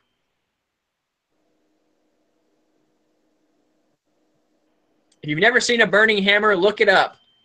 If anyone ever tries to do that move on me whenever I do professional wrestling, if I survive, I will kill them backstage. I am not taking that bump. Fuck that. It can be safe. No, it can't. No, it can't. Do not use that move on me. I will kill you. Well, before he kills you first. If I survive, I'm killing him. Have you ever seen a burning hammer? No, I have not. Probably show it to me later. No, There's another one. Did you see Paige's sex tape? I've seen it, yeah. Have you ever tried LARPing? If so, did you enjoy it? Yeah, I love LARPing. LARPing is great. I would love to LARP again, actually. It's fun. Quite old, but thoughts on Alien Isolation. He did a review of it. I didn't review Alien Isolation. You didn't? I reviewed Colonial Marines. Oh.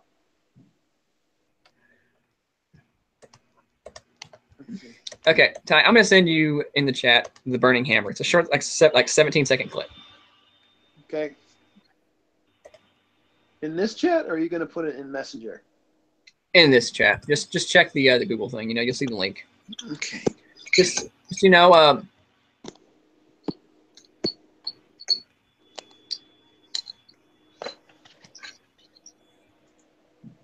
right, let me look at this link.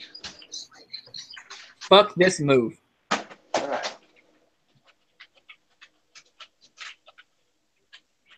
All right, give me just a minute here. Let's see it.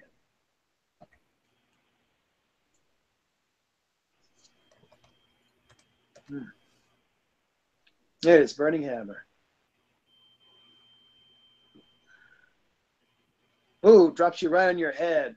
I could see that. Snapping your head. Yeah, that move is dangerous. That dude should be ashamed for coming up with that move. Like, I know Japanese wrestling is supposed to be really, really stiff. You know, it's strong style. I get that, but I'm not. I would rather take Shinsuke Nakamura's Kinshasa 3 times than take a burning hammer once. Actually, you know, Jim Ross is doing New Japan now. I do not need. Is that where he's actually at? Yeah, I caught it on TV. They actually do have it on live TV. And I heard Jim Ross. Jim Ross has that unmistakable voice. That's pretty neat.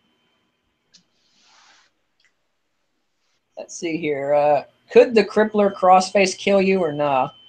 Well, the guy using it could kill you. He proved that with his wife and son. That's a dark joke. I'm sorry. No. The move, I would say no. It would probably dislocate your shoulder though if you applied it too stiff. The pedigree, probably not as well because it depends on where they hit you with it, but I would say probably not. You just slam them on the ground. It's a jump and slam. If you slam them on the ground maybe or so, and you keep their hands behind their back, then yeah, it's possible you could concuss them. But I don't think you could kill them with it. And of course, they landed face first, and that's where all the energy gets transferred. It could if their face was like really low between your legs instead of like in between your thighs. Because then after that, you're just slamming your knees into the ground. It might jog their brains a little bit, but it won't kill them. The tombstone, yeah, that could kill you if you're not a big motherfucker like Kane or Undertaker. There's another one. What kind of injuries could you get from an F5? Vince McMahon could tell you. He actually has been injured by that move. Ooh. Oh. Yeah, they brought Brock Lesnar back, once, and they just Vince was like, yeah, let's do a spot where he just F5s me. This was like not that long ago. We're talking like 3 or 4 years ago. Is this? Yeah, Vince McMahon taking a bump from Brock Lesnar. That's gonna end very well for the aging old fuck, isn't it? Always, and it will forever be freaking crazy. several broken ribs from it. And wrong, you could also get a concussion. You could dislocate your shoulder. You can get you could jam your shoulder, your wrist, or your arm or something. Say or do that. Mostly, I would say you probably get a broken wrist. I say a few broken ribs and some whiplash. If you don't know how to take it by tucking your chin or something like that, then you may like get some neck damage too. You probably get a bruised hip as well. I would say that. Yeah, that too. Let's see. Okay, what kind of question is that? Would you lose a nipple or an ear? That is a nipple because my nipples are smaller than my ears. Ka asks weird questions sometimes. Okay. The mighty blue-eyed, powerful blue Viking. I'm gonna go with the blue Viking. That just sounds awesome. Weird, but I guess I would be the most beashy looking Viking in history. Have you seen a wrestling move called Lady in the Lake? Never heard of it. I'll look it up. Lady in the Lake. Lady in the Lake wrestling move. I've never heard of it. Oh, that was easy. Like a 12-second clip online. Okay, let's find this. Davey Vega, Lady in the Lake to Evan Galistico.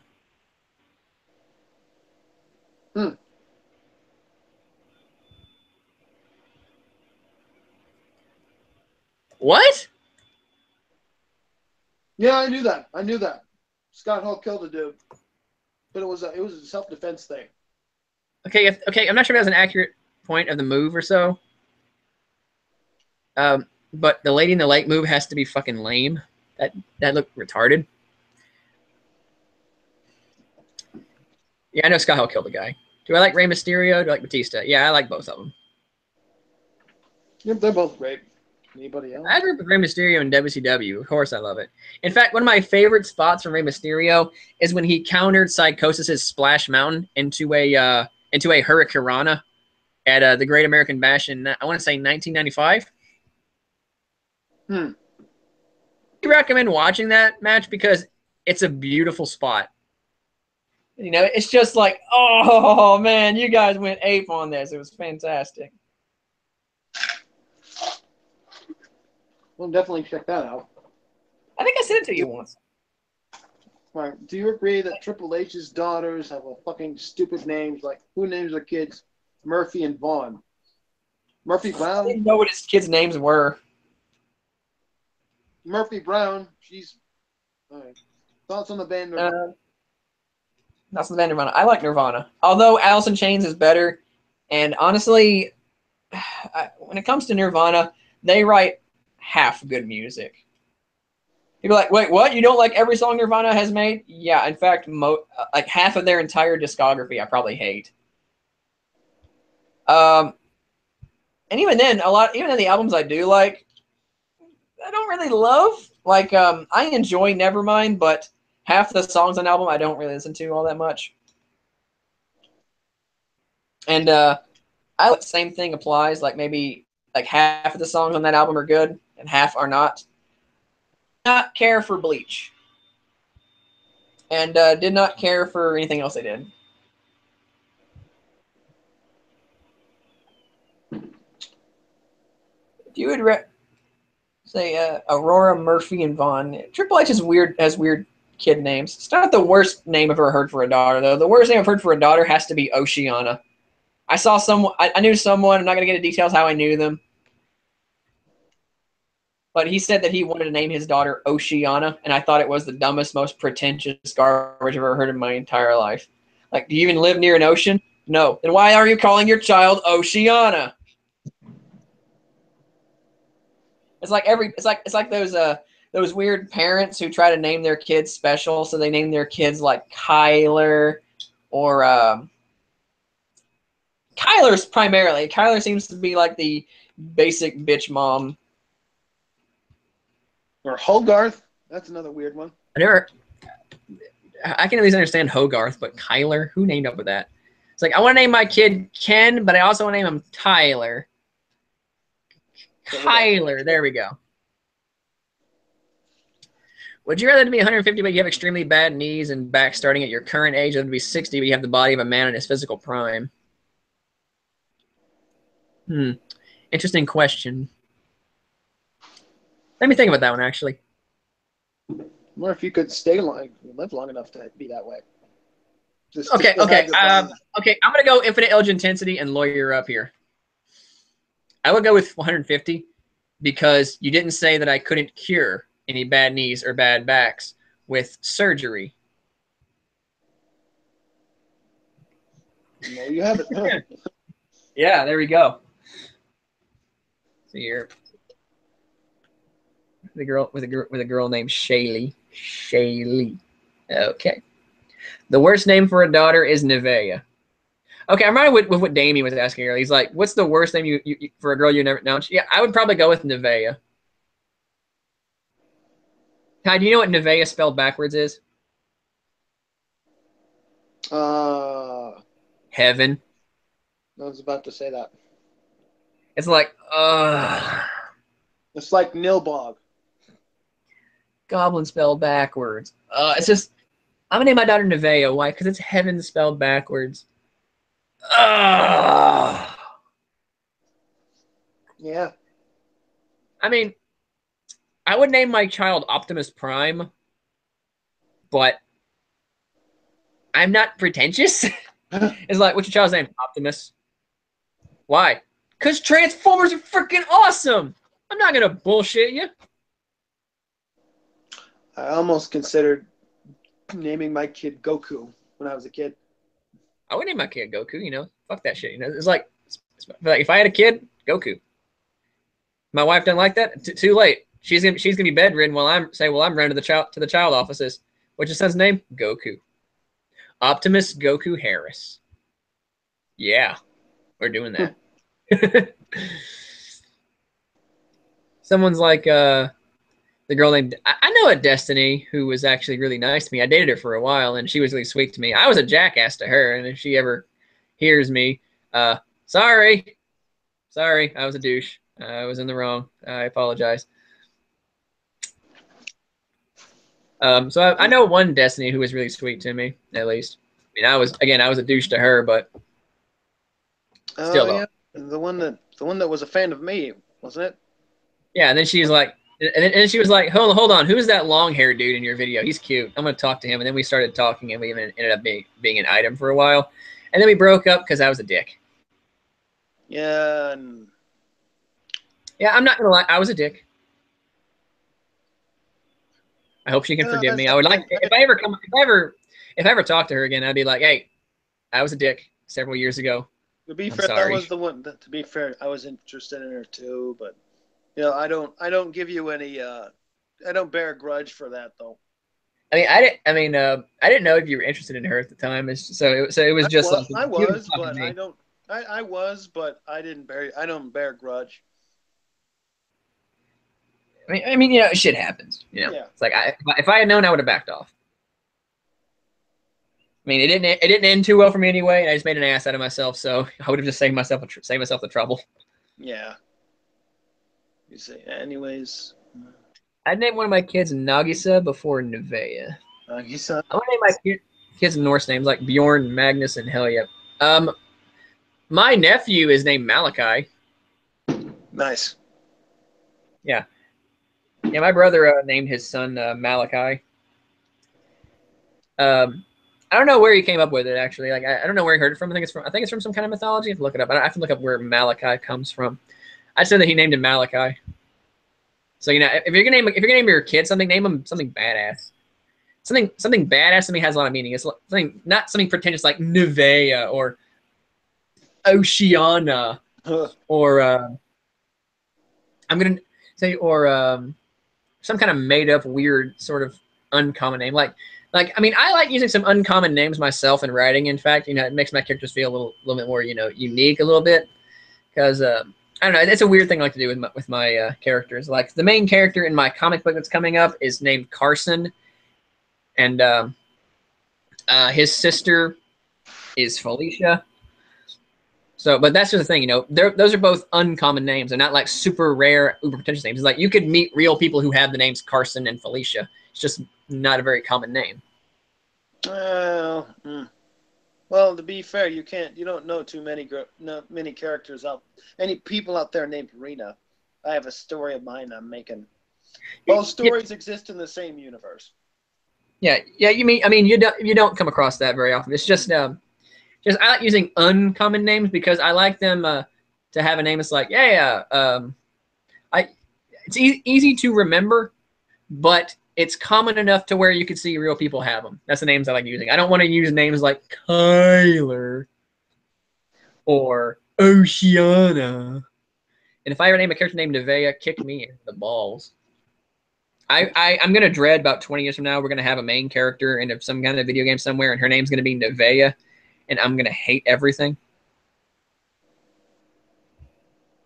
Actually, that kind of reminds me of the... Remember that old video that talked about OCs? No, I don't. Why? No, there was another one like from a while back that talked about bad OCs. I think you showed it to me. They had some lady who they had a lot of the common ones were like one character had 2 different colored eyes. Oh yeah, that Mary Sue stuff. Yeah. Yeah. It's like common traits of a Mary Sue: different colored eyes, unoriginal names. Like I saw a character named April Sapphire Moonlight once, and I was like, yeah. Can you really imagine someone actually naming their child having the surname Moonlight and naming their child April Sapphire? That'd be weird. Well, to be fair, there is a woman named Moon Bloodgood. Blood what? Bloodgood. Moon Bloodgood. That's her real name. It's an actress. She's foreign, isn't she? No, she's American. Native American? I'm not sure about that. I think she's white. That name sounds familiar, actually. She's white. I'm going to be like, what the fuck? Oh,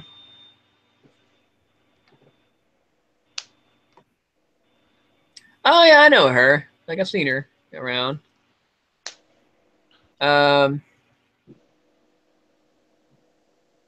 Okay, I get it now. Her mother is Dutch-Irish. I mean, her father is like a Dutch-Irish, and her mom is Korean. Okay. That makes sense. So the name Deadbright doesn't sound too weird anymore. No, not with a name like Bloodgood. Her name is Karina Moon Bloodgood. So. Oh, they all call her Moon. Everybody just goes by her middle name, Moon Bloodgood. Moon Bloodgood. By the blood of the moon, it is good. Yeah, I mean, I have a character myself. The character you see in my profile, her name is Cameron Deadbright. I just came up with the name Deadbright right out of nowhere. I'm pretty certain that actually is a surname. It is? Oh fuck. Let me look it up. It sounds like a surname anyway. I just made it up.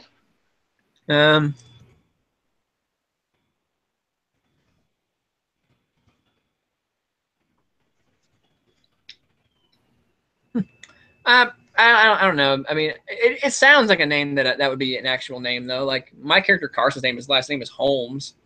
Well, yeah. Like as in I just came with it because it sounded nice. Actually, people are like, is that like Sherlock?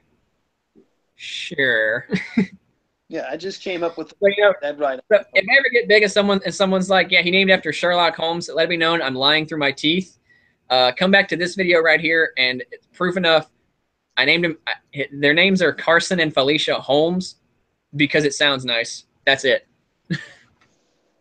Call me out on my pretentious lying ways in the future if I ever get famous from writing a comic book. Carson and Felicia Holmes' names are just that because they sound nice. Dude, I will be right behind you to let you know when you get pretentious. I named them after Sherlock Holmes because I appreciate Arthur C. Clarke. He didn't even write Sherlock Holmes. Shut up. Arthur Conan Doyle. He's the one who wrote that. being facetious. I said Arthur C. Clarke. My friend Dustin, if he's watching this, and I don't think he is, if he was watching this, he'd be like, "Ha! You didn't know that. You thought Arthur C. Clarke wrote Sherlock Holmes." No, I know. Arthur C. Clarke is a science fiction writer. Arthur Conan Doyle is the guy who wrote Holmes. I know it's a joke. It's a joke. Has anyone named their kid Lucifer? Probably. Well, to be fair, the guy who made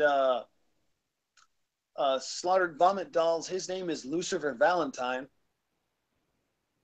Hey, we're gonna go ahead and wind this down with a couple more questions and go ahead and call it a day. Someone's like, Ricky Steamboat's real name is Dragon. His last name is actually Blood. Is it? Let me look it up. Ricky Blood? Yeah. His name is Richard Henry Blood. Dang. Blood. If only his first name was Lawrence, he'd be a Fatal Fury character. Hey, you get your butt kicked by Andy Bogart again? That's all right. Geese Howard hired him. You're named after a flock of goose. You say Lucifer Valentine's from South Africa? Well, that explains the craziness.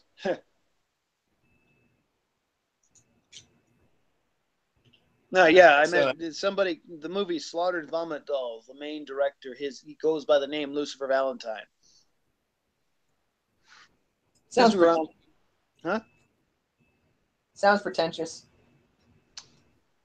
You have no idea. Fight or psychokinesis?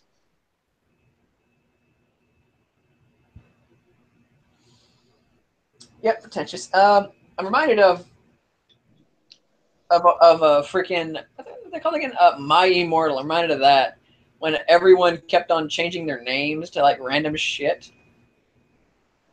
Like apparently how Harry Potter like spiked his hair and put red streaks in it, and then like turned his lightning bolt scar into a pentagram. Oh wow! Yeah, I don't know if My Immortal was a work of was satire or if it was genuine. Yeah. Yeah. Anime. Lucifer Valentine had a weird puke fetish that he put in the movies. I don't know how you can get the vomit gore films on it from Amazon. Someone should name their kid Varian Ren. You know, I might do that. If I ever have a kid and it's a son, I may just try to talk my wife, whoever has my kid, into naming our child Varian. How do you agree to have kids? Huh? I don't want to have kids, but if I ever change my mind or an accident happens somehow and we have a son, I may try to go and can we name our kid Varian? Why? Because he is the fallen king of Stormwind. There's more than three. There's more than 3 vomit gore films. I thought there were just 3. Because there's one called. Stop, because I don't want to talk about vomit gore shit. No. He told me that there were, because I know there's one. There's Slaughtered Vomit Dolls, which, what's his name? Helsing 920 did a review on. And then there's another one called Regurgitated Sacrifice, and there's a third one. I don't know. They're terrible movies, by the way. They sound like pieces of shit. They are. They are pieces of shit. All right, so we're gonna go ahead and call it a day. Thanks everyone for stopping by. Hopefully this entertained you. Although I felt like I was a lot angrier in this episode than I should have been. Yeah, I'm going to blame Alberto Del Rio. When in doubt, blame Del Rio. Del Rio, you're boring. Be more interesting. Okay. So you anyway, we're gonna. Huh? Were you planning on meeting or introducing me to that Naomi girl or whatever her name was? She actually went to bed. She sent me a message a few minutes ago saying that she had to get out of the live stream because she was getting tired and she just went to bed. The hell was that? That was my phone. My music was still apparently on. Hang on. That came. There we go. I'm still getting notifications from that gray sloth guy on Dr. Random Cam's video. Oh God. Yeah. I'm just gonna post it, okay? Just screw this. I'm just gonna be a dick for a minute. And you want to have some fun by messing with a vegan? Oh God. Yeah. Okay. What I'm gonna do is I'm gonna link in the chat a one of Dr. Ren Cam's videos. In it, I dropped a comment critiquing Vegan Gain's lack of philosophical consistency. Oh, Mr. Tough Guy. And yeah, and if you want to have a good time, there's this guy replying to my comment called Gray Sloth. I have reasoned with him several times, tried to anyway, but he is a nihilist, and this dude has been completely incapable of reason for a long time. So what we're going to do, before we end this, is I'm going to drop this link right here, and you guys can do whatever the heck you want with it. There's not that many of you, so if you guys want to piss off a vegan, I don't even know if he's a vegan. He actually said, did I say I was a vegan? I don't know. Are you a vegan? Because I really wish you would be like a nihilist and stop giving a fuck. He cannot be reasoned with. You know, the people are probably going to get pissy because they'll accuse you of sending your fans to attack someone. He's been bugging me for like a week with the same stuff, with the same arguments about an alien invasion. If you read the comments, you'd be like, okay, just this once, it's okay. Of course, no death threats. You know, I don't want the guy dead or anything like that. I have tried to reason with him. He cannot be reasoned with. Like, his first argument against me involved, okay, what would you do if an invading force of aliens came to the planet and they wanted to make human beings like cows? What? That is some Alex Jones shit. It is, and it's like what's the first thing is like I've actually heard that from a lot of vegans before, so I'm like, I've heard that argument and it never works. It's like, you do know they would have to kill us first, right?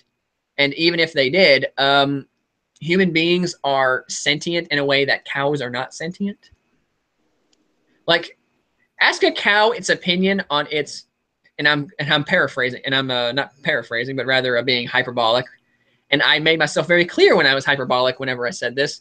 Ask a cow its opinion of its evil human overlords. You know what its answer is going to be? Moo. Exactly. Moo. Probably total apathy. If they had an emotion, it would be apathy. Just happy to have some freaking grass to eat. So I'm like, that is important. If a cow was aware of the fact that we were going to eat it, and it was conscious enough to actually, you know, care, yeah, we probably wouldn't eat it. Now, would we? We kind of have a thing. We kind of have an issue with eating sentient creatures in that regard. To a certain extent, yeah. It's like, I get the vegan argument. I really do. You know, all lives have value. I get it. I really do. But I don't see eye to eye with them whenever they try to equate eating animals to genocide. And he did. This guy equated eating cows to because cows don't give a shit about being eaten by humans or being farmed by them. Says, well, the Jews in the Holocaust didn't seem to care about being thrown into furnaces. I'm like, yes, they did. What kind of argument is that? And then he said, well, nerds who get beat up in school don't seem to have a problem with bullies. Yes, what? Yes, they do. How stupid do you have to be? And I think one of the worst ones actually for me was when he said, if a rape victim doesn't fight back against their attacker, then they don't seem to care about being raped. I'm like, you what? Dense That's bad. Motherfucker. How stupid. So when people, I don't want him death. I don't want this guy to been getting death threats or so, been given death threats. He doesn't deserve that. That's too far from me. No death threats from anybody. I mean that. But can you see my frustration yet? That's the kind of crazy that I've been putting up with for the past couple days, and I can't reason with him. What kind of bullshit is that? Capable of being reasoned with. Dang. Oh, that thing broke.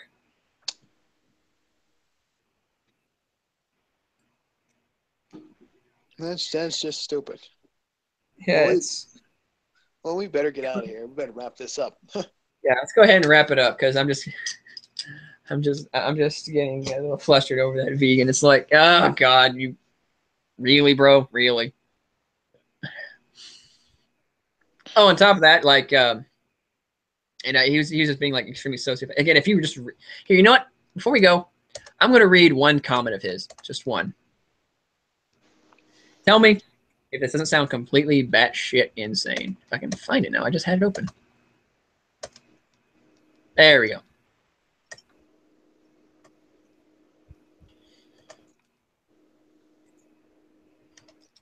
Like, for the record, my first comment was actually pretty reasonable.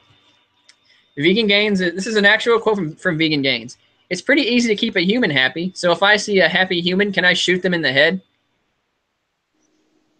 That's an actual quote from Vegan Gains. Word for word, he said that. Yes, you can I've watched that. I watched that video, man. I know exactly what he said. Yeah. And I said, well, that went from 0 to 100 real fucking quick. What is up with vegans and Vegan Gains specifically of thinking that consuming an animal for sustenance is morally equivalent to random acts of murder? I mean, he just acknowledged that humans are superior in all levels, and yet he thinks it's still the same as killing an animal. Well, I guess by that logic, kicking over a sandcastle is morally equivalent to firebombing someone's house. I think that's a pretty reasonable point to make, you know? I mean, if he acknowledges that human beings are superior to cows, then why is he equating wanton acts of murder and violence against humans to eating a cow for sustenance? He agrees that we're superior. He agrees that we value more. But for some reason, we are equal when it comes to death and random acts of murder and violence against a human being for just living, apparently, is the exact same as killing a cow so you can eat it to survive. I'm confused. I'm confused. And then, you know, people came in initially. It was really, really reasonable. It's like, you know, pretty much critiquing Vegan Gains' lack of consistency and consistent acts of douchebaggery. Vegan Gains is a douchebag. Let's not kid ourselves here. The first comment he left is Gray Sloth Guy. Oh boy, it's wordy. It's gonna be wordy. So my favorite comment. Just murdering animals is good for food is unforgivable. I want to beat you senselessly for disagreeing with me. He did say that. Like, man, I just want to get you in an MMA match and beat your ass. Like you could, motherfucker. I mean, he probably could beat up Dr. Randomcam because Dr. Randomcam doesn't look like much of a fighter. But I'd be like, hey, Ty, you want to fight Vegan Gains? Like, I'm delighted. I think you can take him. Well, of course I could. I would. Oh, again, when I sat in on that Muay Thai lesson you're doing, your kicks were fucking echoing, dude. I wouldn't fight you. You whooped the shit out of me. Like, I would gladly do it. Does he do MMA? Does he train at all? I don't know. I don't think he does. I've seen him do like deadlift and stuff like that, but I've never seen him do like any martial arts training. By the way, he's got an ugly physique. I hate Vegan Gains' physique. It's ugly as shit. Yeah. And that's why he only takes a picture from like the side shoulder view so we can press his arm up against his shoulder, make it look like he has bigger arms than he actually does. His arms are actually about the same size as my arms. Okay, anyway, like here's this Gray Sloth guy's comment. And remember, this guy is supposed to be a nihilist. So he's not supposed to care, but he apparently cares a lot. So people strap in, prepare for some batshit insanery. His first comment reads, humans living in a modern world don't need to eat meat for sustenance. Not true, but okay. Animal farming itself is always a luxury as it requires dedicated agriculture to feed those animals that could instead be used to grow food for humans and would ultimately be more efficient thanks to basic principles of thermodynamics. Once a tribe gets past the need for hunting, consuming meat is no longer necessary and actually quite costly to one's long-term health and well-being. That is the first sentence he put, or rather two, I guess, because he doesn't know how to use a comma very well. Okay, number one, that's wrong. That is wrong. We know for a fact that eating meat is perfectly reasonable. We've been doing it for fucking centuries. And if he doesn't elaborate on that thermodynamic shit either. I'm just like, where the fuck did that come from? And that's just the tip of the iceberg. That's just the beginning of crazy. His second one is even longer. It's like the average human is superior to the average cow on every level, but there are humans who, for some reason, who due to some, I'm fucking it up. I'll start over. The average human is superior to the average cow on every level, but there are humans for who due to some sort of tragic birth defect or injury are left no better in any metric than an average cow, if not strictly inferior. We would be appalled if someone used that as a justification to eat that particular human.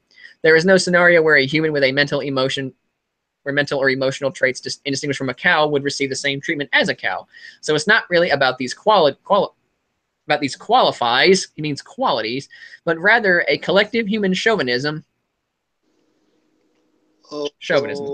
Whatever. Where humans are just immune to this treatment on the principle that they are human and everything that isn't human is inherently inferior and thus not subject to the same respect and dignity as humans. Okay. Is every human mentally retarded or physically defective?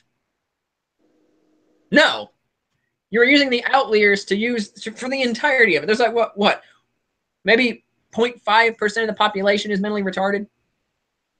And maybe 5% of that, maybe 5% of us is handicapped on some level. So apparently, because there are a few of us who can't work as well as a regular functioning person, suddenly that means it's wrong to eat cows. Logic. And he goes, let me put it this way. Imagine if we were here's the alien part, by the way. Let me put it this way. Imagine if we were visited by alien beings with intellects and emotions vastly greater than our own and even beyond our comprehension. And they said to us, hello, humans, you are delicious and we are here to eat you because you are inferior to us and basically as basically an indisputable fact. We are totally justified in this. We will be treating you relatively nice, making you as comfortable and content as possible, and the breeding and milking will be done in a respectful manner. You have no choice in this. You cannot opt in or out of this. This is your life, and you are now our cattle. Would you accept that? Would you go peacefully with them thinking, well, this is only fair? They are superior to us, so their enjoyment of our meat is greater value than my freedom? Or would you think something closer to no, this is wrong, and they are evil monsters? So if they are us as we are to cows, why is it different? Do you think we might be evil monsters from the cow's perspective? I don't know. Maybe you should ask a cow. That's how stupid an argument is. Okay, it's like difference. If an alien species came to eat us, we would know that we don't want to be eaten. I mean, I'm certain a cow knows for his own survival instincts to, hey, this is dangerous. I'm going to run away. But from us, we are conscious. We're sentient beings on a level that is different to cows. Just because an alien species is more sentient than us doesn't erase our sentience or our level of consciousness. A cow does not have what we have. It's like Jesus Christ. Okay, a cow eats grass and shits. We invented penicillin. We invented the firearm. We invented various treatments for diseases. We were the only species who has been grounded and can fly. We're the only species who was able to make a computer. How are these two things the same? I think he just wants to be right. That's what it is. I mean, that was just like, I was like, are you really pulling all this on me in one sentence? Jesus Christ, dude, you are one old school dogmatic vegan. And it just got crazier and crazier. And if you read his comments more and more, and all the people he was getting into arguments with, you can see he was getting angrier and angrier and angrier and angrier. One of his last comments to me was actually, he actually replied to me recently, didn't he? Yeah, he did. I'm not even going to bother. It's like, I can't reason with this guy. Maybe we should probably call it a night then. You know, I would anyway. I mean, you managed to get a lot of shit out, so. I did. I was in a ranty mood tonight. I'm sorry, everyone. I am so sorry I had to subject people to that kind of crazy bullshit. I mean, if an alien species came down here to us and we're able to communicate that they would like to eat us, and we're like, we'll be respectful to you. They'd be like, well, how do you feel about that? the answer is simple. We could actually answer them. A cow cannot answer us if we ask, how do you feel about this? Big difference. You have consciousness and sentience. A cow does not. All right. That should about do it. Thanks, guys. I'm just having trouble wrapping my head around the fact that he could openly acknowledge in one sentence that we are superior to cows in every single way, but we are still exactly the same. How do you do that? How do you... All right, I'm going to go play a Transformers game and get my mind off this. I need some explosions. All right. All right. Thank you guys for suffering through my long rants here. I haven't ranted in a long time. I feel kind of good right now. I kind of miss ranting about whatever bullshit that came to mind on camera, but I don't expect a return to that anytime soon. Yeah, who knows? Something might piss you off in the future. Maybe. It was kind of fun to just get all that shit off my chest, though. It's like, God damn, people. I don't know what angers me more, that Gray Sloth dude or Alberto Del Rio. I'm a dick. Okay. I'll rant about Rugal. Yeah, Reaper Vegas. I am right. By the way, I saw that. I saw your playthroughs of Art of Fighting. Bravo, you are better at those games than I am. If anyone knows that Reaper Vegas guy, he's a subscriber of mine. He began playing like a lot of the Art of Fighting games after I was reviewing them. Yeah, I've seen those. He gets his ass kicked really, really badly in it. Yeah, he gets his ass kicked, but I'll give him this. He went through them. He took his beatings like a man. I just got salty and rage quitted. Yeah. I mean, at least I'll admit, like, I wasn't that, I sucked at it, That game is better. That game is far greater than I am. It's not like Low Tier God who's just like, this game is garbage. You're garbage player. You're garbage. It's like, well, if they're garbage, then why aren't you winning, you shitbag? It's like, get that ass banned. That's why. Get that ass banned. Get that ass freed, Low Tier God. I'm actually tempted to play him in any fighting game he wants to. I mean, he'd probably win if it was Street Fighter V because I'm out of practice on that. But if he had picked a game like I don't know, King of Fighters, I would Tekken 3. I would smoke him. I'd smoke his ass in King of Fighters. I think we all. All right. Anyway, we're gonna go ahead and call it a night. Thanks everyone for showing up and putting up with all of my ranting. Wait, someone's asking me about breaking up and stuff like that. How do I let her know that this isn't over till I say it's over? I'm not going to answer that, okay? Okay, go sort yourself out. Yeah, go get some help there. Yeah, it's like, go sort yourself out. I'm not touching that with a 10-foot pole, okay? Just so you know, if you're being serious, it's over. Don't be that guy. There you go. That's my answer. All right. Have a good day, everybody. Thanks for dropping by, and thanks for putting up with my rage. Good night, guys.